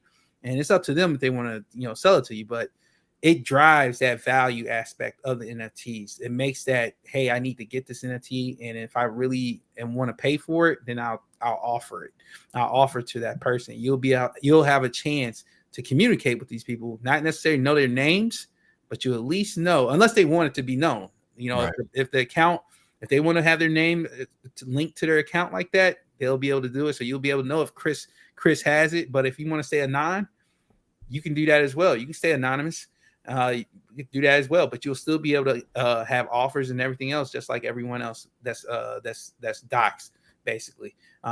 You'll still be able to utilize the platform. But again, these things take time. It's all about the development of the community, because the community is going to be the ones who's pushing the development of everything. So, like I said, if a project is making millions, they can make $1 million products. If they're not making, that type, they can only make what they can. Overall, no matter what this project is making, I'm always going to be pushing to develop more things in the ecosystem to benefit everyone that's in the ecosystem, everybody in this community. So, it's going to take time. If things take off, maybe it doesn't take as much time to get certain things developed. But overall, this is going to be a project that everybody can, in the community can take part of. And it's really not necessarily just financially. Again, we're going to have, more of the social activities with the Wheelie? Is it Wheelie? Zeely. With the Zeely, the application, as far as like getting social going and everything. We'll have these ambassador NFTs. There'll be ambassador NFTs for people who, utilize the Zeely and stuff, and those contests, and those NFTs will be out there as well. So it's going to be a lot of stuff for people to partake in this community. It's just it's only going to benefit the people who take a part of it. All right. So I think that a lot of people, I don't see any other questions, but I think a lot of people got a lot of information from you, and I think they're excited about it. But I'm going to step away in a different direction here, and hopefully we're going to go down the rabbit hole. We're going to go down the rabbit hole. God. You guys ready for this? Let's go. What are you talking about?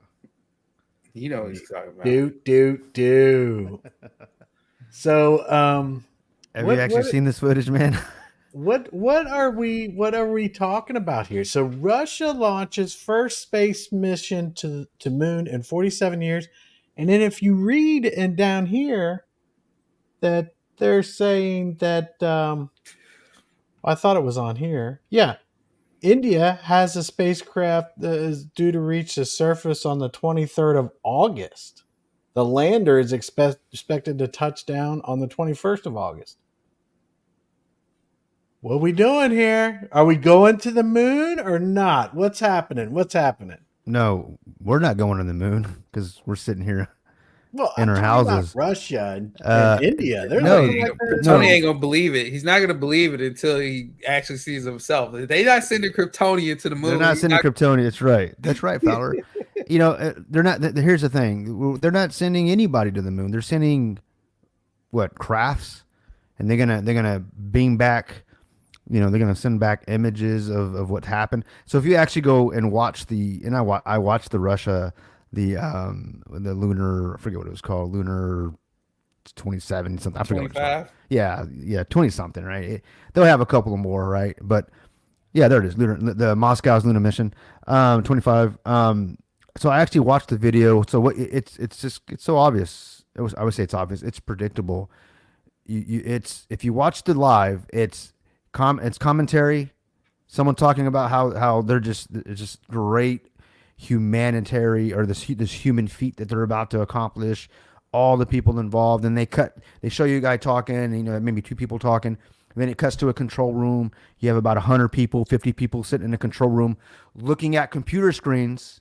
Okay, they're looking at the computer screens, and maybe even out the window to the launch pad.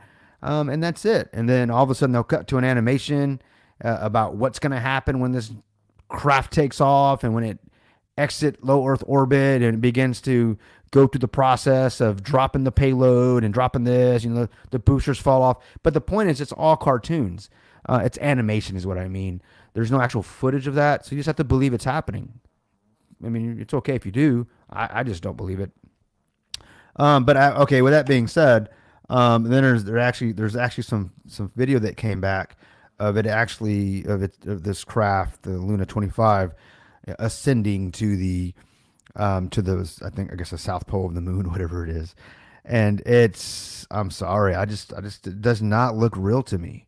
It does not. It doesn't. And I think what they've done is they've fooled us. So much with CGI and 4K television and everything's digital, that we have been taught to not believe or to not trust our lying eyes, as they like to say. Don't trust me. I mean, I know it doesn't look real, but it is. Trust us because we did the math, and the math says it's real. So I'm in this one Discord, and it's funny because there's this guy in there. He goes back and forth with a lot of these guys in this Discord, and it looks like some of the guys, it's about moon landing and aliens and Earth, and is it Earth a globe? It's flat. Every conspiracy known to man you can think about. But it's funny because I've never heard this word before, but he calls it, rather than math, he calls it mathgic. He had the G in there, and I was like, mathgic. He's talking about magic, right? He's basically saying they make the mathgic work. It's all about, it's not real math, and it's like pseudo. I call it pseudoscience, but anyways, so India did it or is doing it. Russia's doing it. Iran's gonna do it. China's gonna do it. Japan just did it, but no one's actually sending a man to the moon. Okay, what are we back in the 60s again, the 50s again, trying to get something out to the moon before we can send men? We can't because of the Van Allen radiation belts. In fact, I've showed videos where NASA says we can't get past the belts. So it's not going to happen. At least I don't think it's going to happen. We'll see what happens. But I mean, I've seen the footage, Chris. It looks, it's just the same. It's always the same. They're cutting from video to video to video. They're showing you this animation. I was trying to pull it up, but I can't for whatever reason share my screen. It's probably the browser I'm on, but it shows everybody in the control room, and they're talking on radios. They look extremely smart, right? And they're just, they're clicking on keyboards and, hitting on the headsets. Everybody's talking. And all they're doing is reporting and looking at a computer screen. Well, that data is coming from somewhere. Well, it's coming from some server somewhere. Who's controlling the data? I'm not saying that, as someone asked, because I don't believe in the moon landing, right? I think it's fake and all that stuff. And so some of the guys will be like that come back with the rebuttals. How can these thousands of people that were maybe not, it's not millions, but maybe thousands of, I don't know how many people were actually involved in the moon landing. I'm talking about how many scientists, engineers, actual employees of NASA and the space agencies and the contractors. Let's say it's 20,000, okay, or 100,000. And they'll come at you with a straw man and like, so you're saying everybody lied and everybody's in on the hoax. No, you're not lying if you really believe that you working on something that goes to the moon. If they told you that, hey, you're working on a toilet seat that the astronauts or you're working on a floor mat that's going to sit on the bottom of the lunar module that the astronaut's going to stand on, it's going to the moon, and all you got to do is, and that's your part, that's your job. You're designing the floor mat. I'm just using that as an example, right? So you do your job. You get paid for your job. And they tell you that floor mat went to the moon, and you believe it your entire life. And you go home and you tell your kids, I designed the floor mat that went to the moon. So whenever someone says, the moon's fake, the kids go, what are you talking about? My dad worked for NASA. He built stuff that went to the moon. Well, did he go to the moon? Well, no. But the floor mat did, and it's like, but how does he know? Because they told him.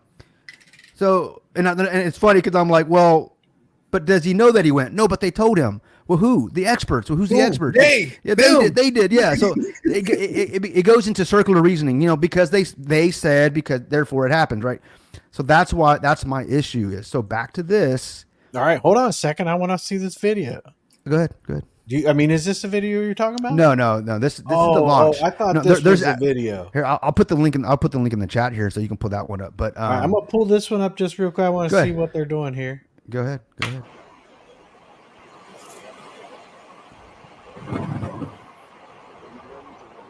To the bottle rocket. All right. There it is. Cut. He said cut. Hey, this is the guy in the control room. All right. Есть подключение двигателей боковых блоков. Boom. Now Есть we're in отделение space. боковых блоков. Now we're in space, guys. Come on, man. Really? Look, they're going to say, well, obviously that's just an intro. That's just a teaser. You want to see the full launch, go back and watch it. When you actually go and watch it, you're going to see some cuts and inserts of actual animation. If Elon was able to send a Tesla to space, which I don't believe he did. Now, I'll say this about Elon. I think if anybody can send something to space, if we can go to space, it'd probably be that guy. Because he's got money and he appears to be base to me, right? But wait, so you don't think there's a car in space right now? No, I guess let me ask you the question. Do you believe there's a car in space right now? You do. I do. Okay. I do, because it's like, I mean, how hard is it to shoot up a rocket that will collapse and allow a car to basically be floating in the space? Okay. I believe there's a car floating in space more than I believe that we went to the moon. Is that fair? That is fair, and I would believe that too. If I believe if they could put a satellite up there, I could see them just throwing a car up there. That's how I look at it. If we can have telecommunication, if there's if there are satellites, I could see. There's satellites, but I don't believe there's satellites as we've been told. Where there's like thousands upon thousands of satellites in space orbiting there. I don't believe that. I believe there's something up there.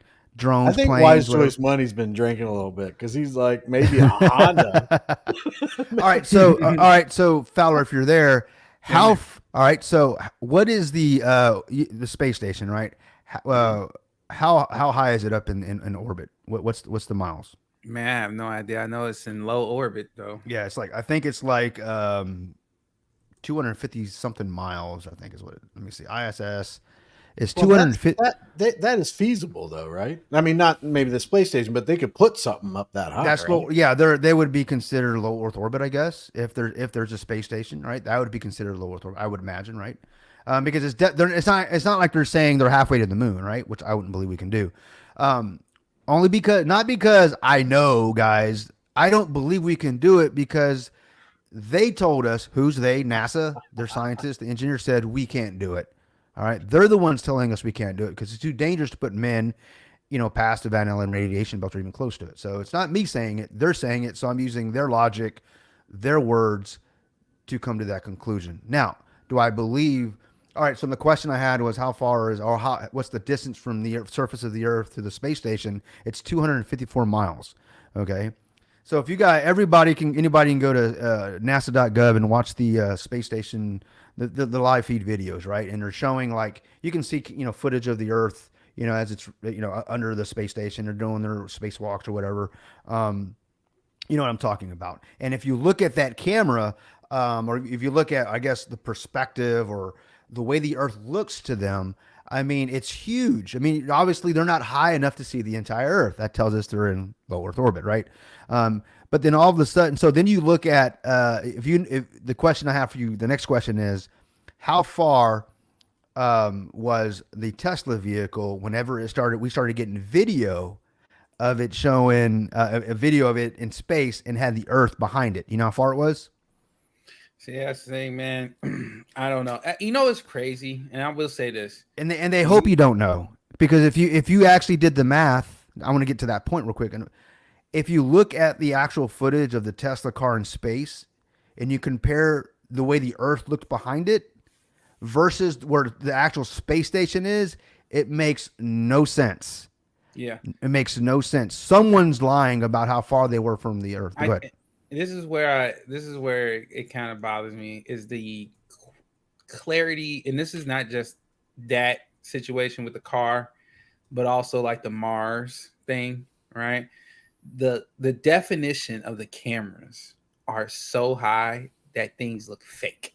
like the robot they have on Mars. Digital. I was digital. like, is this really real? It's like, I mean, I get it. They have access to cameras that I don't have, right?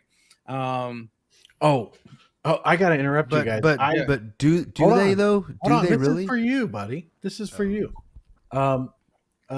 Biz, I actually started this and I completely went past it, but Chris Kirk says, "Hey, Kryptonian, I was trying to set up something with you, Greek NR, about project that could potentially be huge for the blockchain for transactions, but I'm not sure the logistics of it." And then he said, "Would you potentially have time to talk in Discord sometime this week?" Yeah, absolutely, buddy. Chris, send me a message, man. Let's see. NR will be back on Wednesday, so we got to get him caught up on some things. So let's shoot for Wednesday or the day after, man. Let's try to. It should be a message before, sooner than later, and I'll get it going, man. Absolutely. Thanks for reaching out. All right, look at this message here and try to talk about that. And then there's another message I started right after that. That I actually, I'm gonna bring it up right now, but I'll be away from the camera for like a minute.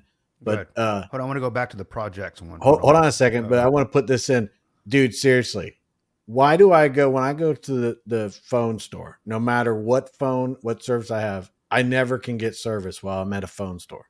Seriously, I mean it's like automatic. Yeah, and T-Mobile spent billions of dollars putting satellites in space. You guys remember those commercials? You remember those damn commercials? Oh, yeah. Yeah. Can you hear me now? Space. Yeah. Well, not that. That would be Verizon. But T-Mobile ran a campaign in the early 2000s about putting satellites in space to get better coverage. Right. I remember the commercials. Right. You can probably still Google them or YouTube them. But I remember. Okay, so T-Mobile's got satellites in space, and it's still one of the worst providers in the States, man. I mean, come on, man. They got satellites in space, and I can't even go to the back of my house.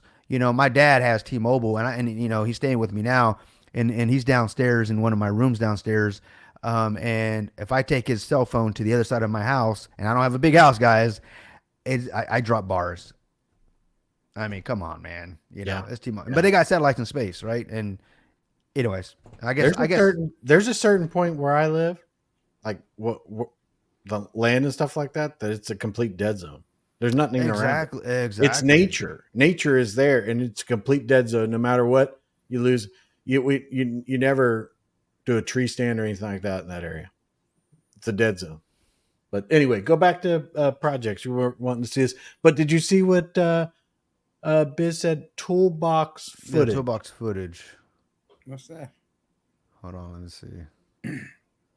What was that toolbox on the landing or the moon landing? And like, hey, with Tim the 2-man Taylor just left his tools. Oh, hey, listen Yeah. to this. Listen, this is an interesting fact. Do you know that the oldest boy on Zachary Taylor Thomas or whatever on the Tim Allen show, Toolman or whatever? Yeah. Or, do you know that when that show premiered, that the boy at that right now at his age is equal to what Tim Allen was when that show premiered? That's how old he is. That's how long it went. Are you serious? I Yeah, love that so show, he's man. right now in real life is the age Tim Allen was when they started Tool Time. Really? Yeah. I saw that the other day. I was like, I love that show. Oh my man. God. It was a great show, but it's like I still see them as little kids. And I've seen them out, like pictures of them. And I'm like, I still see you as like 10, 11 years old. I don't see it. But they're now the age that Tim Allen was when he started that Yeah, show. it's probably what 30s, right? They're in their 30s, probably. It's right? like they're 30, I think 33 or something like that. I used to Tim get Allen. him and Val Kilmer mixed up. I'm a man, big fan kid. of Val Yeah, Kilmer. Yeah. That's Yeah, a I like shame Val that his health and everything. But Yeah, man, he was on a really good trajectory there, right? You know, with his career. I think his acting in, because I used to, when I was a kid, and this dates me a lot, but I used to watch Roger Moore in the black and white show of Simon Templar, The Saint, and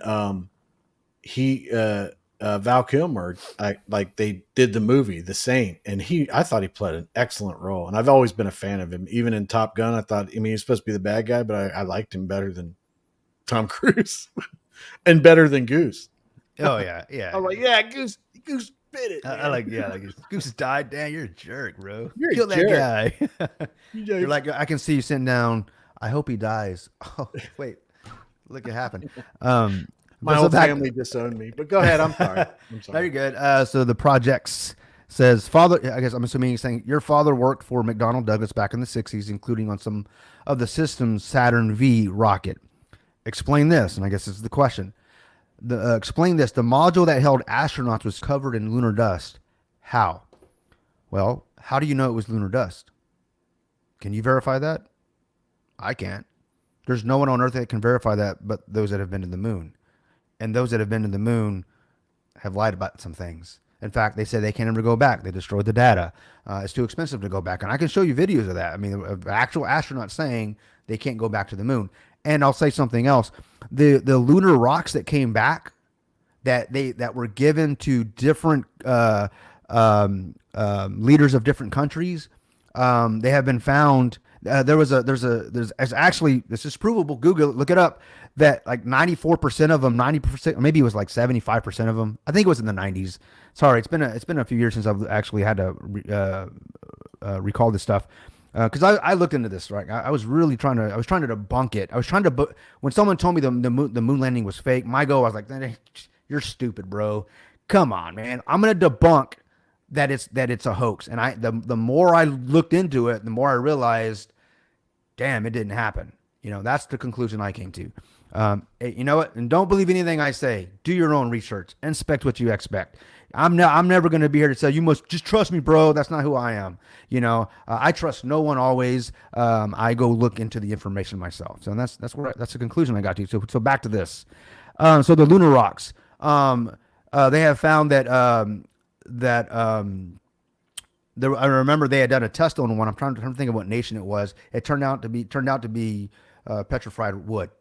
Okay. And the others, and when NASA was called on this, they were like, well, they're lying, you know. And then other rocks that got studied showed that the other rocks that actually they looked into, like 96% of them or something, turned out to be from the Earth, materials from the Earth. So to your question about the lunar dust, how do you know it's lunar dust? You have to believe that it is lunar dust because they told you it is.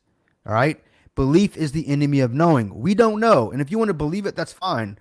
there's just so many things that have been provably shown to be lies from NASA. A lot of things that I can't. It's like I can't believe it's like I can't just believe them on everything else.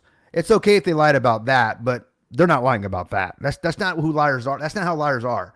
Once a liar, always a liar. That's just the way it is. And the other thing about lunar dust, if you look at the actual photos of the lunar module on the Eagle on the moon, if you look at I'll take it a step back. If you look at the test runs, or if you look at the footage whenever practicing it launching from, I think, whatever their test sites, it has a rocket in the center of it, an engine or whatever, that combustion that actually it has enough force to throw that it was supposed to push it up off the surface of the moon. That's what launches it back into the moon orbit when it's taken back off and supposed to it's another story. But anyways, as it's landing, there should have been, and as they're probably hitting their little rockets or their little, I don't know, the air pumps or whatever, trying to make sure they land safely on the moon. If there's no gravity or less gravity on the moon, that just the combustion or just the pressure coming from those rockets, whatever you want to call them, should have thrown lunar dust all over the place. In fact, there should have been some sort of crater underneath that lander. If you go back and look at the photos, the actual official photos of the event, you're not going to see any crater underneath that module, the lunar module, and you're not going to see dust all over the crater or all over the module itself. So what did the astronauts, before they took pictures, they wiped it down?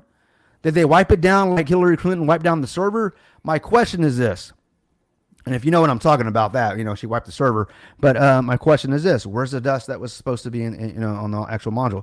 And someone will say, well, because of gravity, whatever, I don't know, or the lack of gravity. Those are just questions I have, right? So that's my take on it. You asked me, and that's my perspective on it. My opinion. I have come to the conclusion it did not happen. It will not happen. It hasn't happened. And yes, Chris, we've got India, we've got Russia. They're sending crafts to the moon, but what? They're not sending men. When they send a man to the moon, then I'll pay attention a little. I won't be so quick to be like, it's cartoons, dude. Yeah, I noticed that after reading that and showing that and everything like that, these aren't manned. Oh no, they can be manned because of the Van Allen radiation belts. Well, so then that goes back to the whole part about us landing on the moon. I'm sorry, I'm trying to set something up so I can put it on the stream. You're going to get a kick out of this for sure. But so then that goes back to the moon landing. So why are they not manned missions to the moon from Russia and India? I mean, is that something that they're not ready for, or like you were saying, they can't do it? They can't do it because of the radiation that could kill men. Just to go get an X-ray for your teeth before they get cleaned, they got to put a lead vest on your chest, and you're talking about seconds of a couple of shots just to take a picture of your mouth, right? You know what I'm talking about? Because X-rays kill. The X-rays are deadly to men, deadly to our DNA, right? It can destroy our bodies. The radiation. So if you actually look into what the Van Allen radiation belts, this is what they tell us they are. I mean, it's dangerous, and to say that we went so many times, I don't know, 12 trips to the moon, whatever it was, I forgot how many it was, and no one came back with cancer. No one came back with any sort of radiation poisoning. And the answers to that are, well, we didn't know it was there, so that's why it didn't affect us. Or we went so fast, or we went around it, or somehow they found a way through it. But if they found a way through it, okay, maybe they did.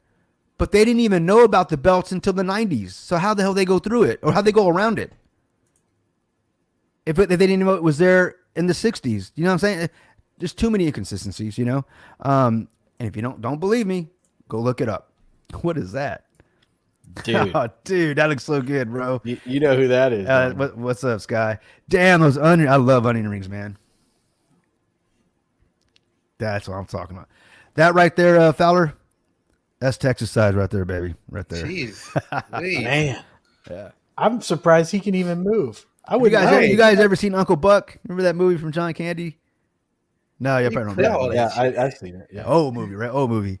Remember you had to eat that steak? Huh? Yeah, eat that for like a couple weeks. Yeah. Like a meal for a couple weeks, man. That comes with that. That is a happy meal right there, brother. It doesn't come with one. That is one. Man, oh man, I'd be like, sorry guys, I'm gonna take a nap. Yeah. By the way, I didn't get my nap today, so I'm a little bit coma. cranky. So A little just bit. Oh, so I mean, just doze off like you normally do, right? We'll be all right. I got it. Yeah, So I'm gonna put it in my will. I'm gonna be like, on my last days, take me to Kryptonian's house and just let me crap in his bed all day long. you know what, man? We're good enough friends, man. I'd clean it up, bro. I really would, man. You know? I told my For some kids, I Bitcoin. said, listen, I just want a bunch of hot nurses taking care of me when I get older. Old guys get away with so much stuff, though. You know what I mean? Yeah. Oh, you know, my dad, right? You know, he's been ill and he's getting better, of course, and by the grace of God. And That's awesome to hear. I have a nurse. In fact, I got to remind him, a nurse is going to come out like every other week, right? And she's coming out tomorrow. But I remember when we were queuing this up, and I'm like, Dad, I'm going to have a nurse come see that, you know, it's just part, your doctor wants them to visit you and check your vitals, you know, every other week, blah, blah, whatever. He's like, is it a woman? I'm like, does it matter? He goes, yeah. I'm like, why? He goes, why? I go, why? He's like, hey, I don't want a man checking on my vitals. I want a pretty nurse. I'm like, Dad, come on, man. You know, it's like, you know, you're a Marine, you serve this country. I'll see what I can do. You know, your dad and I are, man. We're just a lot like, man. I totally understand. What pretty much, yeah. You're a lot like him, man. You have no clue, bro. You have no clue. You know, that's why I tolerate you, Chris. That's why I get your jokes, man. Yeah, not many people do. There's a few people in the comments are like, dude, just stop. But did you already put this up? Yeah, I just took it down. God, yeah. dang, bro. That's almost is that how much you pay for gas in over the way your neck of woods there, Fowler? A gallon, $11.90 a gallon. Yeah, man. Pretty much, man. Right? What do you guys pay? Well, no, because he said $11.90 with onion rings and drink all that for $11.90. All that, yeah, dude. Yeah, dude. I can't even go to Wendy's. Like, I can't even go to Wendy's and get like that price point. I think I paid like maybe 16, 17 bucks in Wendy's for a number one, and I think maybe with an extra chicken nugget. And you're still hungry. Yeah, you got to get extra nuggets because that burger ain't nothing, right? Yeah, I just gotta. Sky could feed the family. That's literally 4 Big Macs right there sitting on his plate. Yeah, for the price of one Big Mac. Yeah. You can feed 4 people at least with that. Sky, you gotta let me know where that is, man. Because if that's in Texas, I will be making a trip. Yeah, he's. Oh, okay, yeah, I read the other part. Okay, I got a dilemma, you guys. So I was talking to a buddy today, right? And I came to the realization that I don't know how I actually passed my lie detector tests from my previous occupation. You don't know how you passed it? Yeah. So let me tell you the story. So we were talking about young kids nowadays and eating fast food and stuff like that. And I was like, when I was younger, I worked on a farm. So I didn't eat much at home, but when we were harvesting and stuff like that, like we just eat out of the field, you know, strawberries. And that's why I hate strawberries so much, but strawberries, you know, we do cauliflower, lettuce, and corn. We'd eat corn, apples, all kinds of things, whatever we were harvesting that day. And I was eating it like in the field. I'm like stealing the farmer's food the whole time. I'm like, 54 years old. I never even thought twice about the fact that I was actually taking his food. You know, But you didn't know. I didn't know. I didn't think about it. And I'm thinking, dude, I ate pretty well, man. You're talking like, I mean, if you went through all stuff, see, we take the snap peas and we just pop out the peas itself and just eat them. We'd eat like, 30 like handfuls of them and just snap them right there and eat them right out of the pods. And and corn. I mean, I'm telling you, we just shuck it and eat it right there. It was a little rough, but it tasted decent. And corn has no value, by the way, but still, Yeah, it's hot crazy, day right? and everything. Yeah. Strawberries. I remember when I was younger, I just eat strawberries, and they were just like getting a nice drink of water. I mean, they were so juicy and stuff. But I was stealing food all the time when I was a kid, man. Explains it, man. I'm telling you, man, and I'm concerned now. So when I get to the pearly gates, old Jesus or Saint Peter or whatever, they're going to be like, dude, Yeah, because you just admitted it, you're a criminal. And this isn't. I'm not Catholic, so this isn't a confession. So you haven't actually admitted it, bro. I'm just saying. So I would just say this. I think to make it right, you should probably just send somebody a Bitcoin, just one. You think that's what my that's all is? That's all you got to do, man. I think you're gonna feel better. I'm gonna feel better about it. I was worried about, I think that, you know what, you might be onto something there. You know what? I'm gonna sometimes you just got to pay it forward or pay for the food you're stealing, bro. You know what I mean?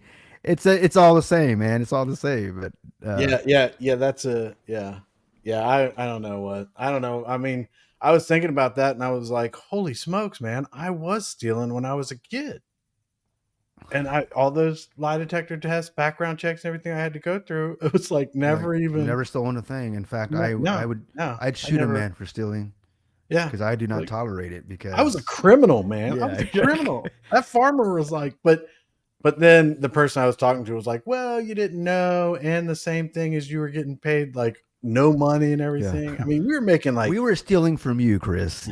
I was getting paid change. Like the metal, the actual change, not dollar bills. It was change. Oh, really? So basically, when you were eating, they saw you eating everything, and were like, well, "Do we pay him his full pay? Nah, let's assume he paid for it, and let's give him the change he'd get back after paying for it." So I'm telling you, man, here's your check, bro.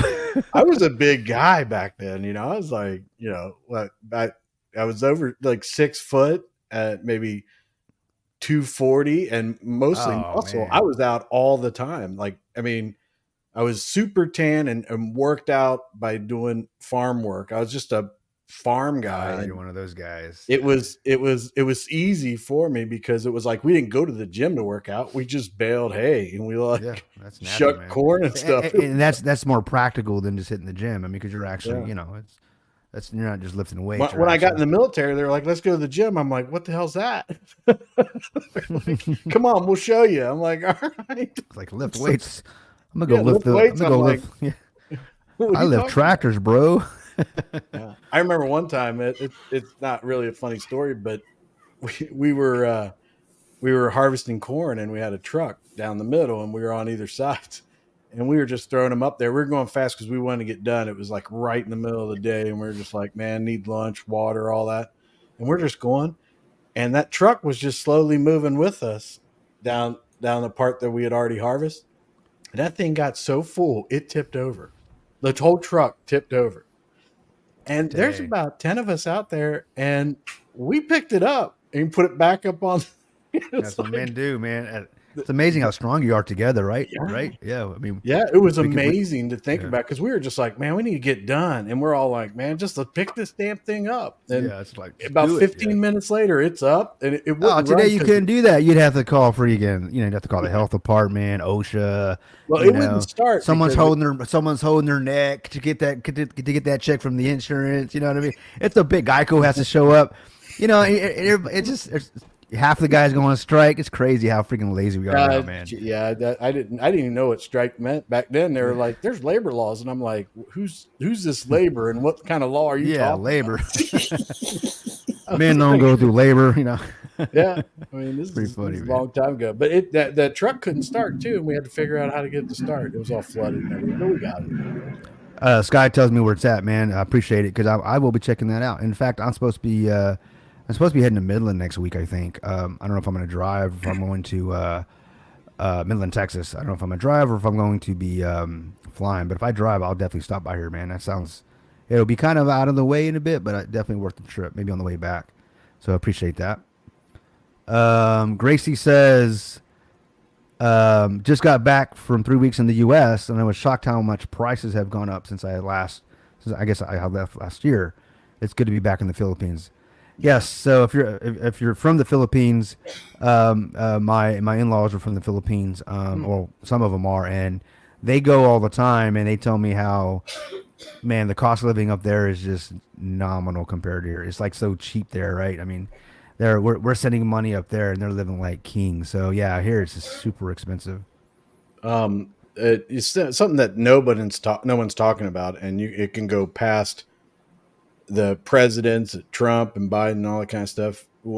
Something that's really happening, and you see it. I see it in the industry because I see it is shrinkflation, and people don't even notice it, and they think nothing of it, until they actually start going and they realize before their own eyes that they'll buy a product that is the same price they've been paying all along, but they've reduced how much is in that Bag product, of chips and will they show don't even you. think Yeah, it. bag of chips, box of cereal.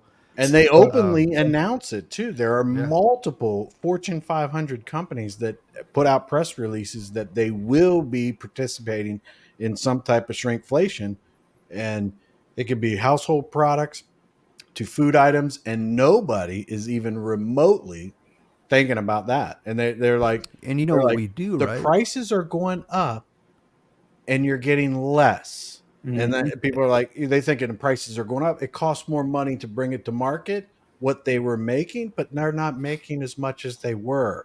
They're raising the prices and reducing what you're getting Yeah. in return. So what we do is, well, I needed that whole serving, so I'm just going to have buy two then. Mm-hmm. You know, so that Mhm. it's Yep. just ridiculous. This is going back to Life's Great CO, or I'm not sure what the CO, or Life's Great in Connecticut, maybe, or in Colorado. Colorado. I'm pretty sure because I think they actually said Colorado. Oh, in a lot. Colorado. Okay. Yeah. I'm So not sure. this is relative to back to the moon landing, Fowler. I got a question for you on this one, right? So the astronaut, I know you're like, hey, look, I don't know, I don't even know. I'm just going based off all the information. But when the astronauts went to the moon and they came back, Buzz Armstrong and I forget the other guy's name. I can't remember his name because, and there's a point to this. They were interviewed separately, you know, and even together, but and just on separate occasions, they asked Buzz Aldrin, "Hey, you know, did you see the stars?" And he was like, "Oh yeah, you can see them through the optics and the stars, and you can see all the stars and stars." And then they asked Armstrong, he goes, "No, I don't remember seeing stars. I couldn't see any stars." And then they asked the other astronaut, and he's like, "I don't remember." So you got one guy that says he saw them, one guy that all went to the moon, same trip. One guy says that he didn't, and the other guy says he doesn't remember. One of these things are not like the other. Okay, so these are the guys that went to the moon, and they can't get their story straight. And this is stuff like this, you know, what I mean, stuff like this that is just. And if I actually seen some videos of Neil Armstrong, I'm sorry, Buzz Aldrin, over the years, he's still out there, man, doing interviews and crap.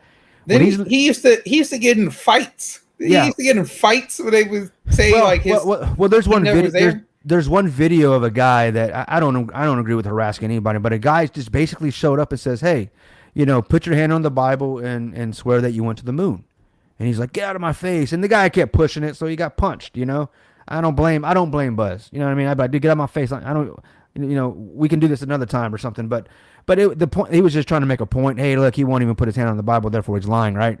I mean, I don't really buy that. I think the guy was just probably like, dude, you know, just go get. I don't. You know, I don't want to deal with you right now, and get the Bible out of my face, right? But with Buzz Aldrin, there's a couple of videos, quite a few of them, but there are some that are just damning, man, extremely damning, where they're asking him, like, there's one where he's talking to like a 8-year-old girl, maybe a third grader, and she's like, "So, how come we haven't been back to the moon?"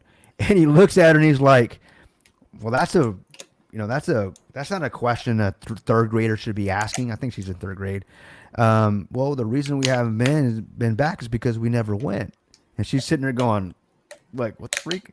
And then he just kind of says, because we never went, because it never happened. Weird. I mean, this is out of his mouth. There's another time where he's being interviewed at some college, and they were asking him about the battery pack on the lander, on the lunar module, whatever, about it, you know, it not having enough power or something like that? What would have happened if it didn't have enough battery? It could have been catastrophic. And he goes, well, it never happened. So I think it went something along the lines of, well, we didn't worry about it because it never happened. We didn't go. It was, and she's like, what? And they're like in a setting where there's an audience and they're up front on stage talking, and then you hear some lady, like his handler in the distance, kind of like redirect, like, no, ask him this, and you see kind of Buzz go, oh, yeah, and he kind of just plays it off, and then it goes into the interview. My point is this: why? Either the guy's what I believe is he's been holding this secret in for so long, and he just wants to die. I think on his deathbed he's gonna be like, we never went, and then freaking go to sleep. You know what I mean? That's gonna be his last words, man, because that's what he's been doing, man. I don't know. But yeah, they never saw stars. They did. One doesn't remember. One of these things are not like the other. You add those three things up, give you an average, and it equals lie. Someone's lying. That's what I'm saying. But anyways, there it is. I just don't think they've been to the moon. Like, yeah. I don't think man's been in the moon. Crafts that to tech, be determined. Yeah. That tech, nah. Like that era, no. Yeah. I mean, we have a better chance now. Mm-hmm. We should, but I mean, our lack of innovation is what's keeping us from going. I agree with you. I think we today we should have the tech, and that's why I said if anybody can make it happen, it's going to be Elon, and not because he's a genius or because I think he has the resources. He seems very based. And I don't know. He has a way of just making things happen. Hey, I'm going to buy Twitter. Bam, he buys Twitter. You know what I mean? Who does that shit? He's probably going to buy. He's probably going to buy Facebook. Knowing him, I'm using an example, but I don't know. I think he's got SpaceX. I still have my questions about SpaceX. I know it's subsidized by the government. It's still, how I feel about all that government stuff, but we'll see what happens. We will see what happens. Chris, you're right there, man. Did I confuse you? No, I'm actually looking for something. Oh, I have stars. Looking for stars. No, I figured you'd go longer. That was like the shortest explanation you've ever made. Well, because anytime I go longer than 37 seconds, you typically throw me off the stage, man. I've learned my lessons. You've got me trained, man. You've got me trained. Oh yeah. So Sky High says, he says, don't tell moonshine corn has no value. Do you have moonshine where you're at? Oh yeah. We got a bunch of breweries here, man. And they sell that moonshine I'm gonna tell you something about moonshine, man. All right, here we go. It'll mess you up. It'll mess you up, man. It'll mess. If you don't know that it's called moonshine for a reason. No, but it's some strong stuff, man. It's I don't like the way it tastes. It's like drinking freaking. I don't know. Ethanol. At least the ones that I've had, it tastes like freaking gasoline. In my. That's what I said. Ethanol. Yeah, it's just like it tastes like I start my car with this. Yeah, it's like yeah, exactly. This should get it going. They should put this in the rockets to get to the moon. That's how this is flammable as hell, man. But yeah, moonshine ain't no joke, man.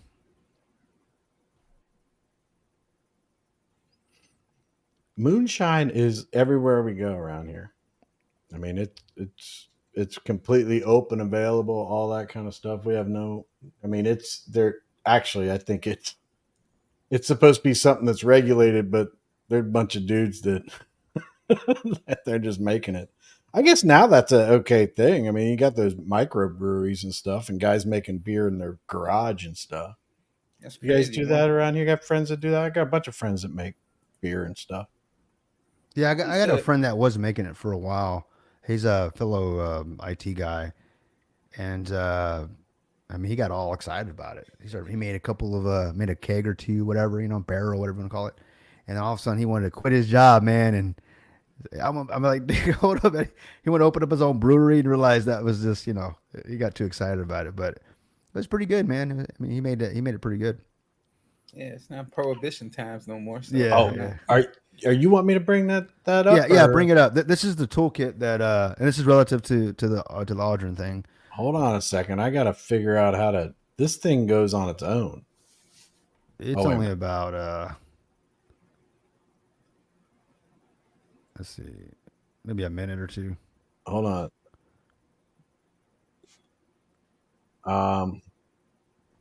I don't know how to like stop this. And Well, there should be a play button right in the middle of yeah, it. it plays on its own, but I don't see where I can push it back to the beginning. It started playing when I brought it up. if you just hit refresh on the page. So pull it up, hit refresh. Oh, okay. Yeah. Okay. I think I missed a little bit on it, but I'm gonna go with it and see what I can do. But yeah, this is the conversation he's having with that little 8-year-old. And yeah, she asked the girl started talking. So yeah, she said, "How come we haven't been back to the moon?" And then this is where he responds. You still see that on the screen? Why has nobody been to the moon in such a long time? That's not an 8-year-old's question. That's my question. I want to know what I think I know. Because we didn't go there, and that's the way it happened. What was the scariest moment of the journey? Scariest. It didn't happen. It could have been scary. Circuit breaker. You know what you're talking about. You're referring to something. The fake moon landing. Well, I was contacted by NASA. Okay. And they were planning this fake moon landing. They wanted. But why did they have to fake it? Why? Because it is impossible to get to the moon. Went down and we watched you guys land on the moon. No, you didn't. What? Because there wasn't any television. There wasn't anybody taking a picture. You watched animation. So you associated what you saw with. I have very hazy memories. Why has nobody been to the moon in such a long time? There it is. I mean, I've always said, man, like how you just the broadcasting tech wasn't there. Yeah. The moon lander stuff just doesn't seem feasible. Like, what happens if you guys do anything else? You guys do not have the tech to take back off or anything else. You can't do anything else. You just like you can't do any type of maneuvers. Now, if you tell me about a shuttle, right? Like a modern shuttle, yeah. Now I think you could. I think you could at least test getting to past the radiation belt, but then no. You could barely make out what you were seeing in the first place. I think that's probably what's crazy. I think they purposely made it where it looks so crappy. Like yeah. I got an argument with the guy that he swore that I saw it on TV. I saw it on television, and we all did. We were all sitting in our living rooms, eating a TV dinner with my dad and my mom, and I saw it.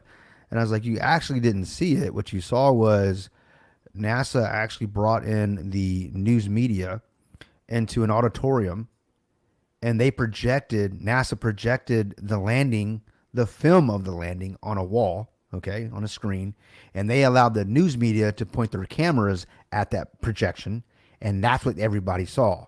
So you saw a projection of a projection, all right? So, and TV's technology back then. So yeah, that's why everybody was fooled, if you think about it. Talk about compression upon compression in black and white. You know what I mean?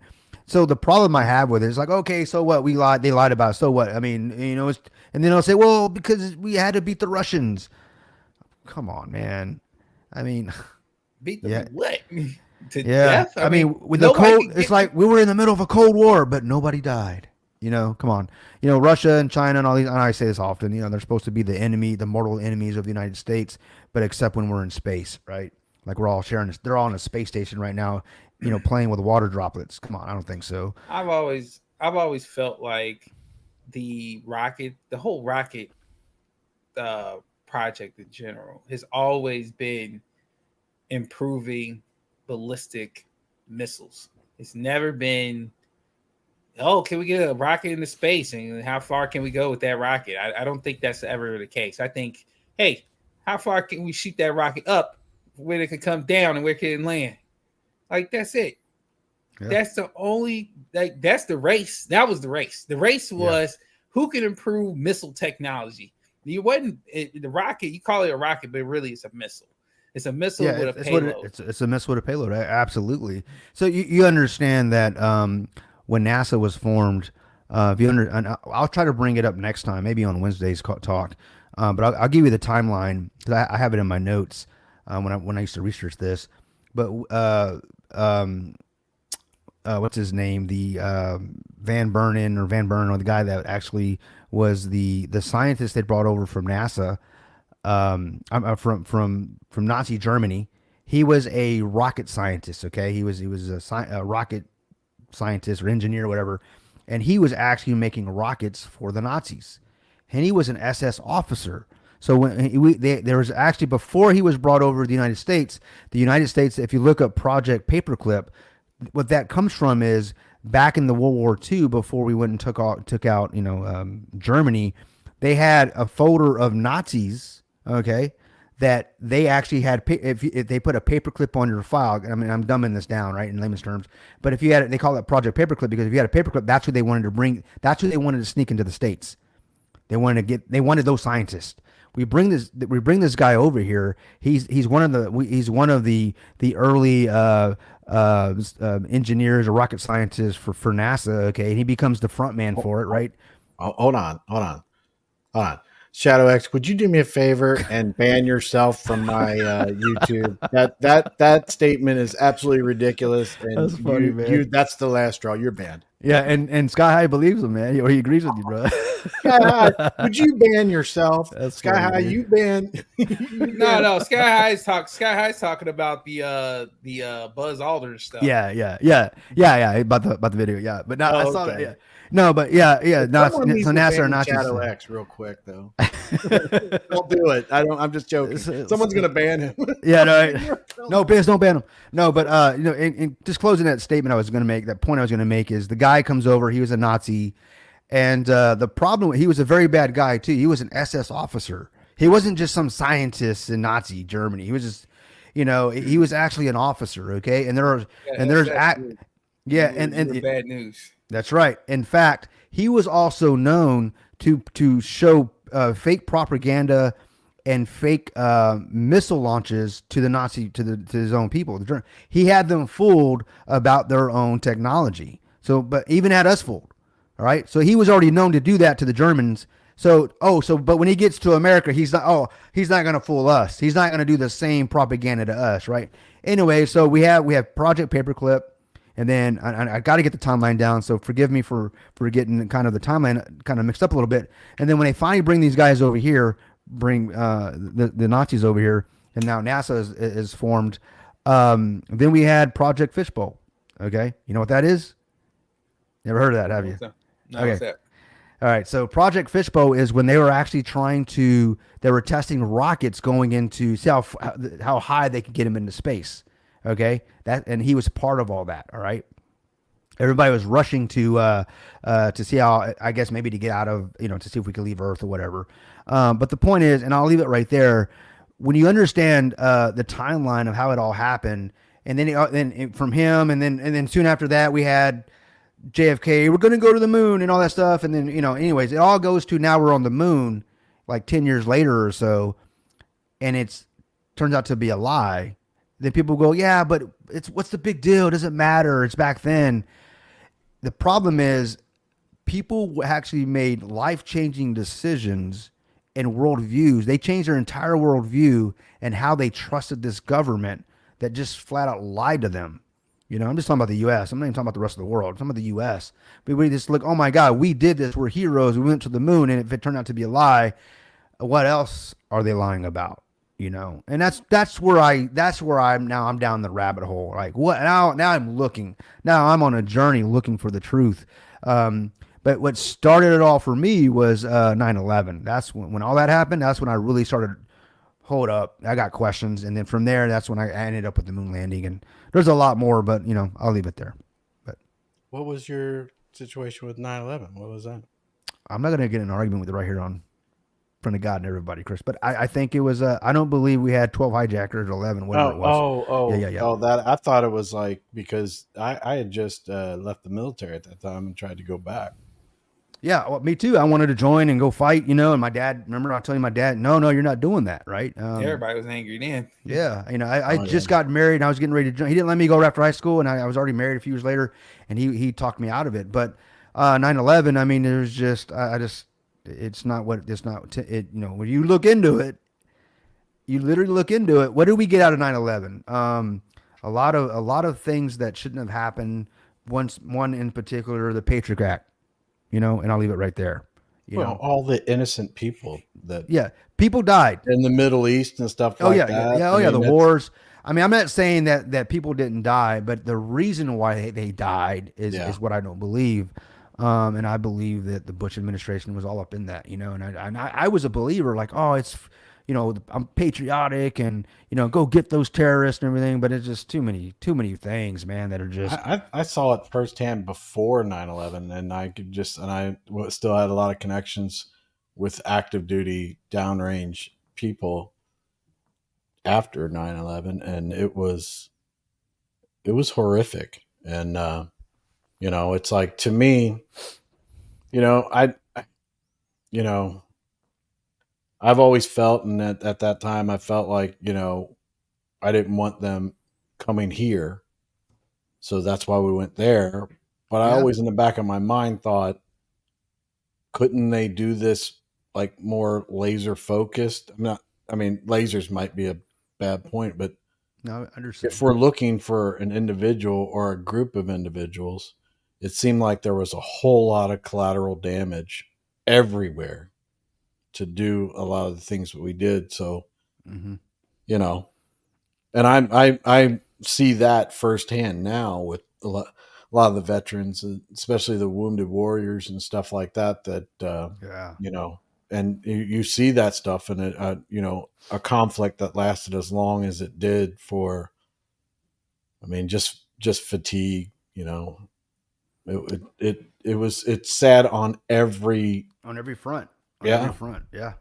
It's so unnecessary how it was played out, politicians, the Vietnam era, the songs and the different things that happen and everything like that. You just got these rich politicians sending our young boys and girls off to faraway lands to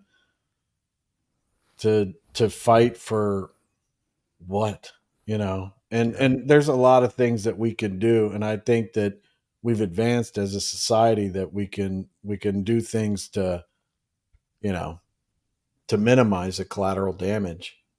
Hopefully that's what we do. But when the collateral damage doesn't affect you personally, because you're sitting in an office in Washington or you're a diplomat somewhere in another country where your people are expendable. At the end of the day, the rich, the filthy rich, I'm not even going to say elite. You can just be, a second tier movie star, a couple $1 million in the bank. Your kid's not going to war.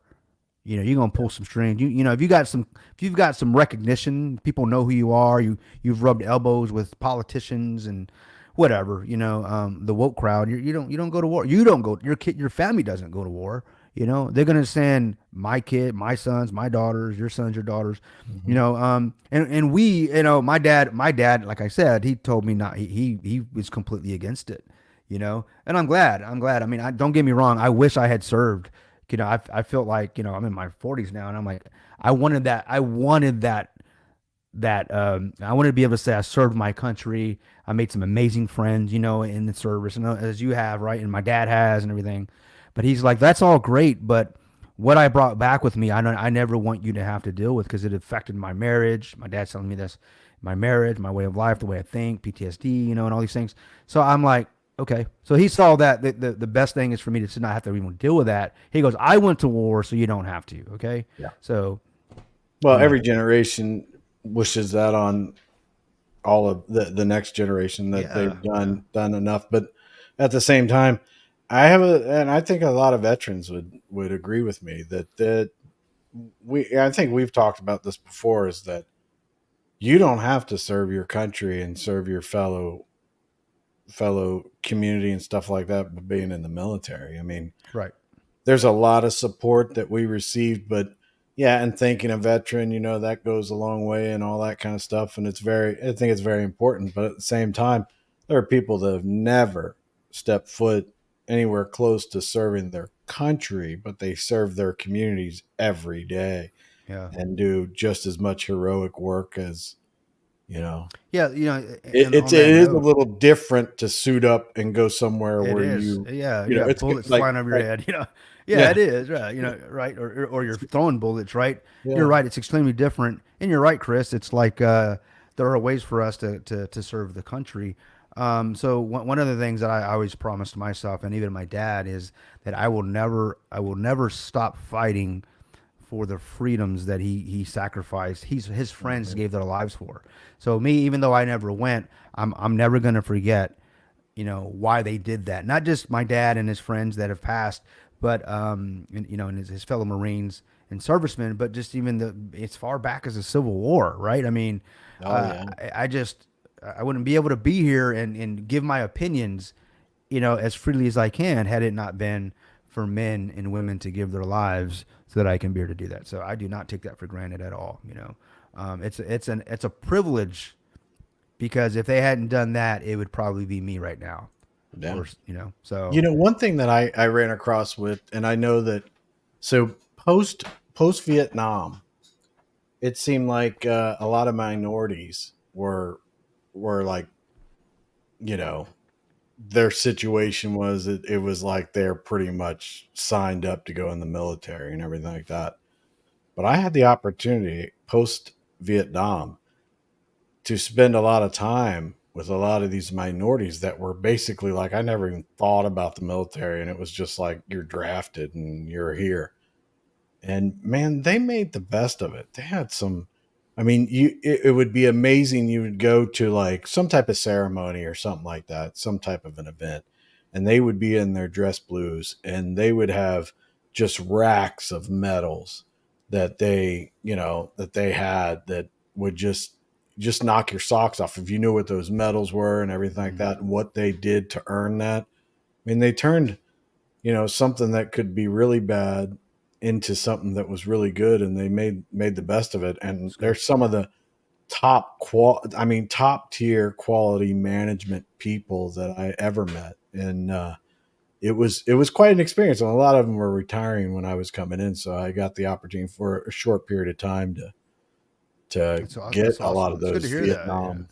That, yeah. My dad was drafted, and that was another thing that he didn't like, because he knew of some people that skipped the draft. Mm-hmm. He goes, there's a lot of politicians like John Kerry is one of the guys. Yeah, one of your guys is Bush. Yeah, exactly. 9/11, dude. Exactly. Air National Guard. I was actually stationed where he was at one time, and they're all like, George Bush was here, and I'm like, wait, wasn't he drafted? No, he went in the Air National Guard and flew planes. Okay, well, yeah, whatever. But I could count thousands of people that I served with that didn't have that opportunity. Right. And his dad being the former, head of the CIA. Yeah. What do you expect? Yeah. So I guess it was good. I remember when John Kerry was running against, was it Barack Obama or McCain? No. Oh, when he was running against, it was Bush. Was it the first election, wasn't it? Yeah, the second election was Gore. Yeah. And I think it was John Kerry. But I remember my dad they actually showed some videos of John Kerry on some sort of military boat and supposedly out in Vietnam. My dad's like, he freaking dodged the damn draft. Yeah, he did. And so now he's acting like he's a veteran, and that made someone like my dad, who was drafted, had no choice, made the best of it. My dad hasn't had to take a dime from anybody. He's taking care of himself. And he sees something like that, and it's a two justice, what I call a two-tier justice system, or a system really. It's the rules for thee, but not for me, right? Or except for me. And that's just, unfortunately, that's the world we live in. And until we say something about it and not just demand change, but make a change, it's going to continue, Jacko says, Kryptonian, what do you think about the lasers causing fires in Maui and the 2 UFOs shot down, one over Canadian airspace on Saturday and another 10 miles off the shore of Alaska? So I do know about the fires in Maui. I didn't know it was lasers. It does look a little peculiar, right? I've seen some photos of some stuff, but I haven't really looked into it. I'm only just now seeing the aftermath. But I'm gonna look. Fire. Shit's just. I've seen the videos and stuff, and it's like, dude, it's decimated. Those Yeah. fires were hot. Yeah, man. man. 'Cause those I mean, cars are like. you see the before and after, people jumping in the ocean to get away from it, you know? So I'm going to look into that one. That's the thing I'm curious about. Okay, so I've seen car fires before where like the whole, like if it's an engine fire, the whole front of it's like burn up and everything like that, but like the backs and everything like that. Mhm. These videos, every car is just front, back, everything just burn up. What I mean, my whole thing is, wouldn't the flames kind of die down when they got to like asphalt, you know, like the road? I mean, they burned the road, they burned the cars, they burned everything. It was just burning the whole entire thing. So to me, my first thought, and I am no expert on fire or anything, I was thinking like they're like it reminded me of like maybe an oil spill where like everything burned where the oil spill. Yeah, because I had to do a search. Right? Yeah.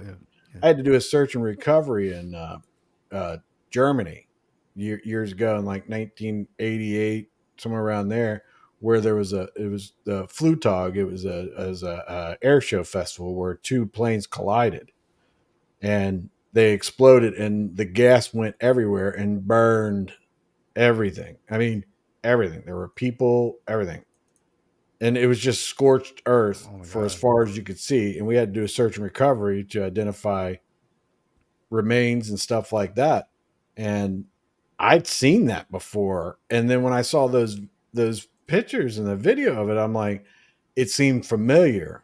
Like, see, the flames were all burning because the fuel was spread everywhere and it just burned everything all the way down to the soil, you know, and it was all just black, you know, burn. That's how it looks in those images of Maui, right? Like something was spilled everywhere and it just burned everything all the way. But I don't know.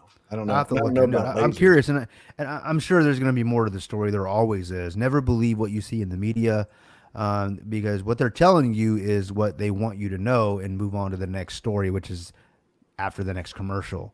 But you know, you got to, if you follow the science, it always leads back to the money. You know, that's my experience. His next question is, what do you think about the two UFOs, or I guess the two UFOs shot down over Canadian airspace? I don't know anything about that one. I'll have to look into that. And of course, the one off of Alaska. I haven't heard of those. I'll look into that. Maybe send me a link. And I'm curious. Do I believe in UFOs? Not the way they're presented. I don't believe these beings are coming from millions or billions of light years away from us. It's funny if you think about this. If you think about how it goes, right?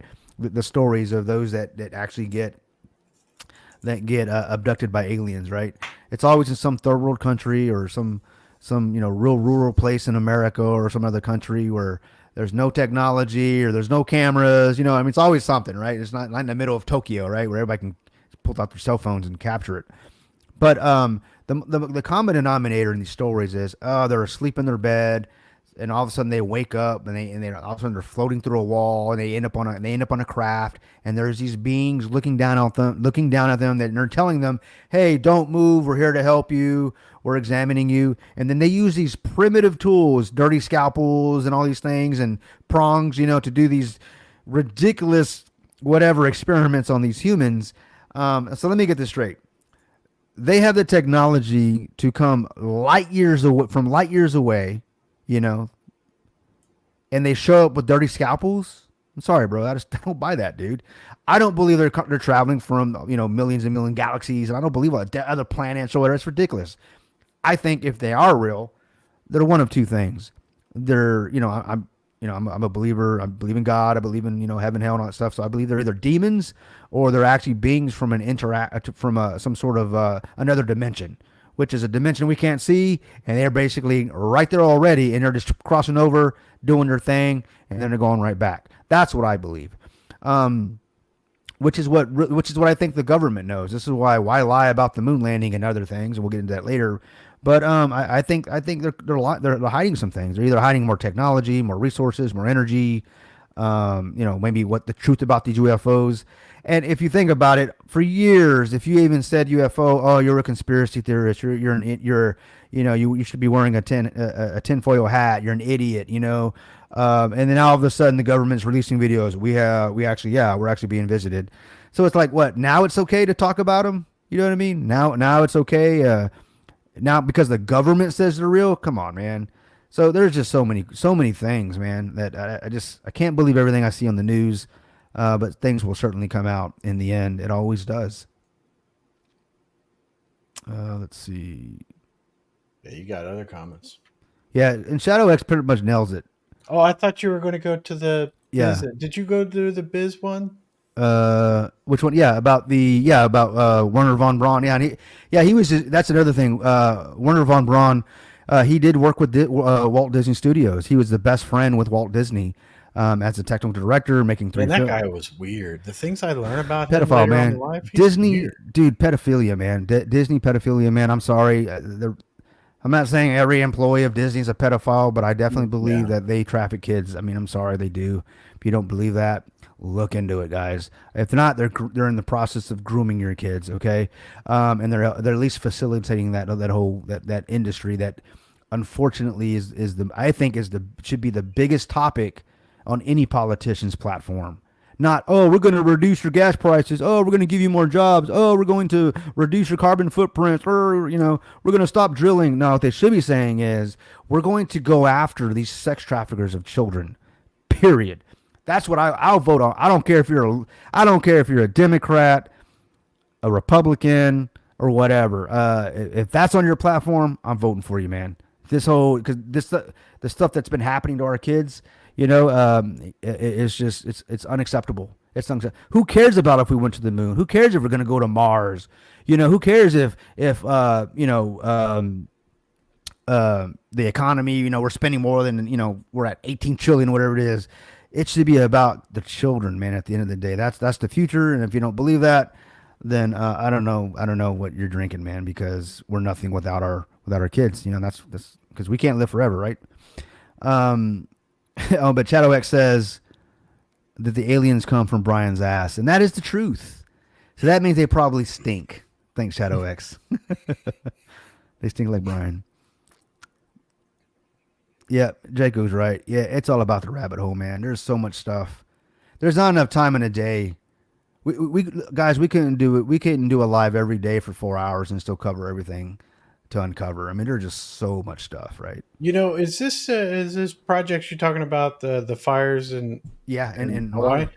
Because I got that same vibe, man. Have you seen the fires, Fowler? What is your thought on those? I saw a video where people was like running for their lives. I saw one where they were trying to escape in the car. They saw like the dead lady on the way out. Like they were truly terrified, Man. And like that, I like, some people would be like, oh, that's sometimes it's, like movie effects and, all that great stuff. But you can't even some of the best actors, you could tell when someone's acting versus somebody's truly going through life or death situations. And that was insane. Some of the videos I've seen. And like, and the crazy thing is everybody's like, it's not like, like a house fire. Like you like, hey, the stove's on fire. Let's try to put it out. And then like, everybody's trying to help or whatever. And then eventually you're like, oh, we need the fire department. Somebody call the fire department. Something that's small, you think you can knock it out, but then it turns big, because it turned from a small fire to a grease fire or something, because it started going over. And then the house is engulfed, right? And if the fire department doesn't get there in time or knock it out in time, then it spreads, right? And then boom. From what I was listening to, it sounded like this stuff was like you couldn't like see it coming. It's not like you could evacuate. Like your evacuation was like you had time to evacuate. It seemed like people were like, I don't even have my stuff. Was it like that? Was it that quick? I mean, it was that quick. It just everybody's taking their they hit the record whenever they hit the record. So you only can go from where people start recording, right? I mean, but when the videos I've seen, it's almost people who are running for their lives. Like it's not like, hey, I was able to grab my all my belongings and stuff. No, it seems like I didn't even have time to do that. I had to go. Like it was fast. So that's kind of, I mean, I don't know. Like, I've never been to that place before, so I don't know, like, if it's like a wooded area or something like that or what. But those people seem pretty scared, man. Like, I feel real bad for, like, I was like, I don't understand because I don't necessarily understand where they are, but like I can tell people who are truly terrified. Like, and that was each and last video. Look at some of those videos. Yeah, each and last video was like life or death. Like, I felt like people were like really afraid for their lives. Like, it's not like, hey, we can get out into a safe area, we got time. No. Everybody, all the videos I seen was almost like, if we don't get out of here, if traffic isn't moving, we're going to die here. We need to get out the car. I saw a video where they're people. I saw a video where a dude and multiple people around him, they're in the water, and he was in there, and like, I guess he edited the video, but he was in there for like 6 hours, and they were maybe 100 yards, maybe not 100 yards, maybe 100 feet off the shore. And they were sitting there, a bunch of people around him. He had his phone up or whatever, and the flames were like coming right up. Like, they seemed close, but I guess they weren't that close. And the sun was coming up, and it was getting light before they actually started getting rescued. And it's like, they spent the whole evening, like whole night through the night in the water right off the shore. Fire. That's crazy. Yeah, I mean, it's crazy because like he chopped it up a little bit, I guess, because of what the social media I was on, but and he, like, towards the end, he was like, and you could see kind of light in the distance, and he was like, we finally getting rescued. And he's walking up, and people were like handing out blankets and stuff like that. I was like, good Lord, man. Because it comes to me, it's like, okay, everything is just destroyed. Right? Everything in the path just destroyed.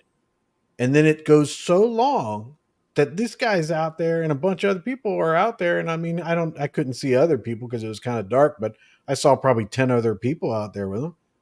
And he's out there so long that the sun's coming up when they get rescued, you know?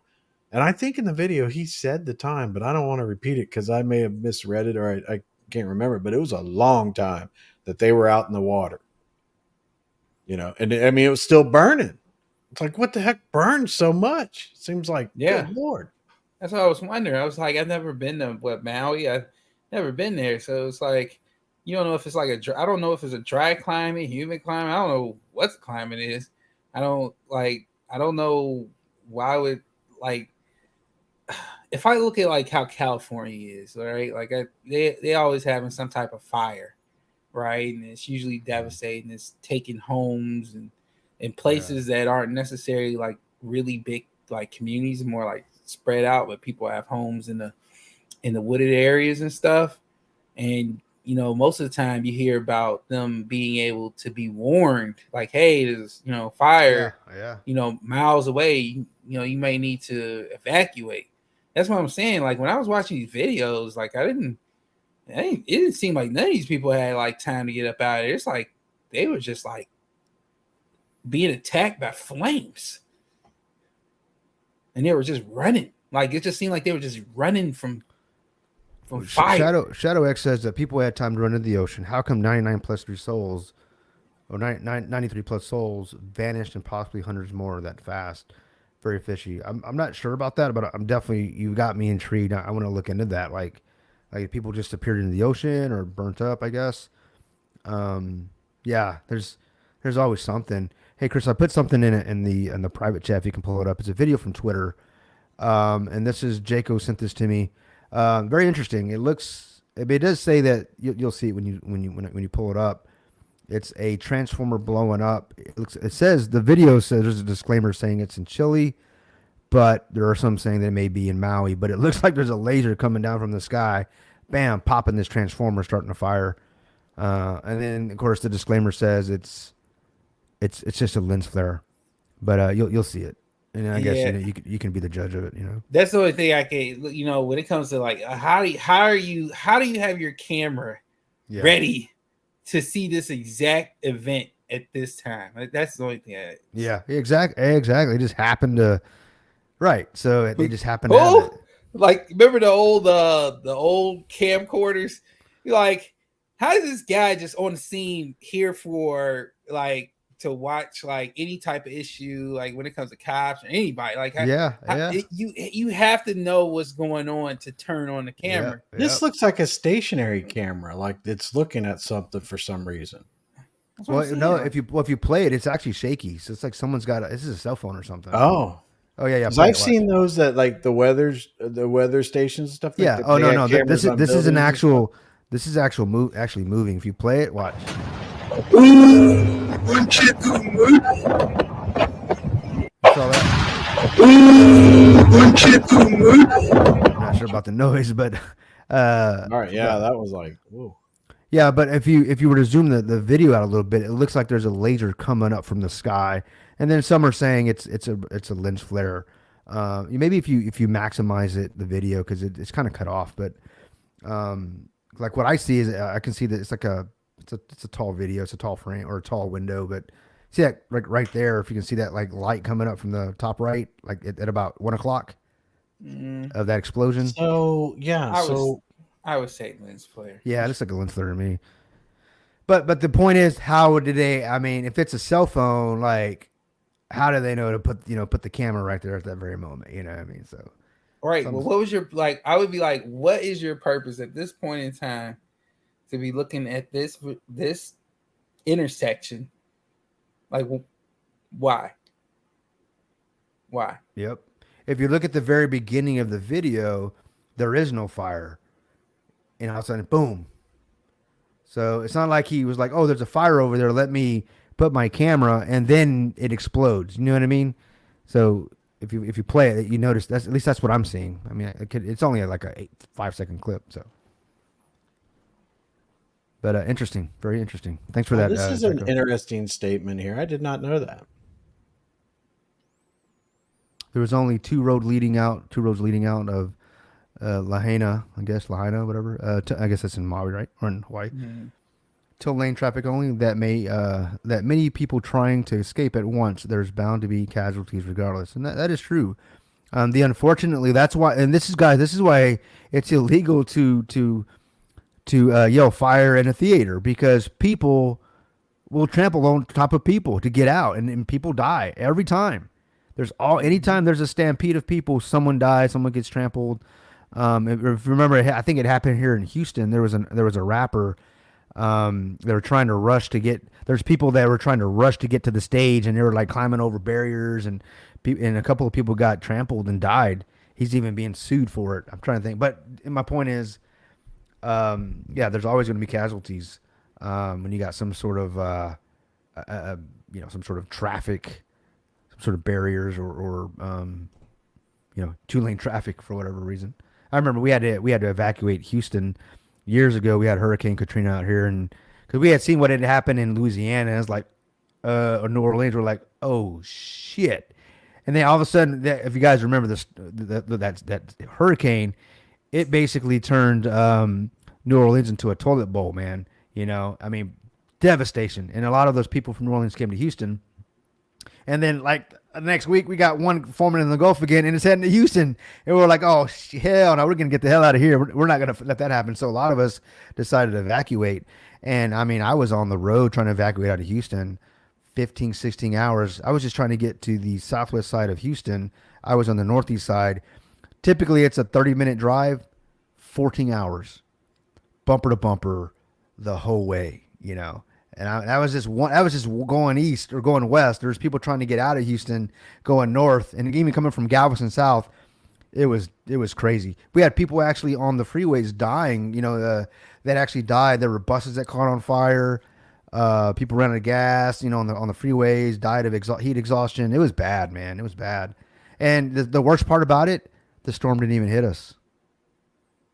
We got wind out of it. A couple of trees fell down. It was horrible, man. It was, humans, man. We just, we're so unpredictably predictable, man. We just break shit all the time. I'm muted.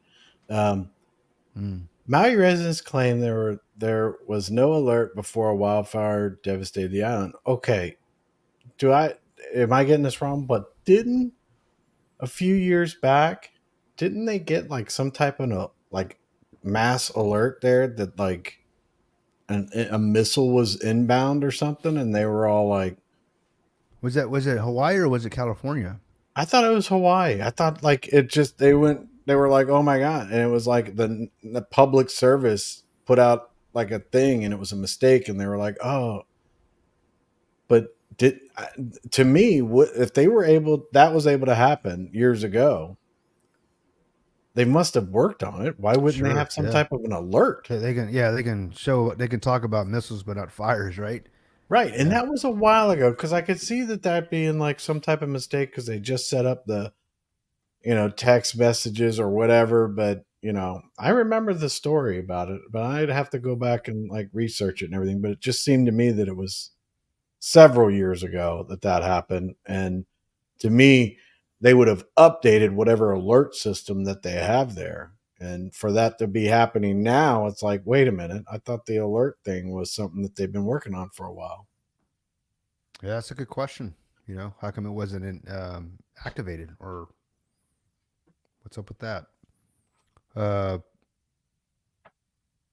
Projects. Oh, I was just talking about. I guess they're still talking about the 2-lane traffic. Yeah, you guys ready to wrap this up and everything like that? Because yeah, it's about that. I'm getting tired, and I don't know what y'all want to talk about. I'm super excited about Gods of Gaming, though. Me too. I followed. Did your phone died? Yeah, so I'm out of camera. Oh man, I saw that you updated the purple eyed guy behind you. I liked him with the sword. He had a sword, right? That looks sick, dude. Yeah, hold on. Let me see if I can get that one looked good, man. I like that one. Listen, I'll get it. Hold on, I'll get it up. It's my camera is like. Hold on, right. Give me one second. This is just so wrong that you didn't see it. He updated his background. I saw the purple one. He looked sick with a sword. Check him out. Yeah, man. Look at that sword, dude. Dude, yeah. All right. I'm liking that. I can't wait to like tell everybody all the things that I saw. It's crazy, man. Yeah, I want to keep that for the people who stuck around a little bit. So that's a little... Yeah. Because at the very beginning, you said, you don't believe that, and people, being on top unless you're an OG. Okay, bro. Right. Oh shit. Hey, Jaco sent me a couple more videos. But hey, I'm gonna show these on Wednesday, Jaco. So we're supposed to go live tomorrow. I know NR is still traveling, so if you guys will join me, I'll be going live tomorrow night. Of course. Okay. Yep, absolutely. So we'll talk crypto as always. Bring your NFTs if you're available, Fowler. I want to talk more about those.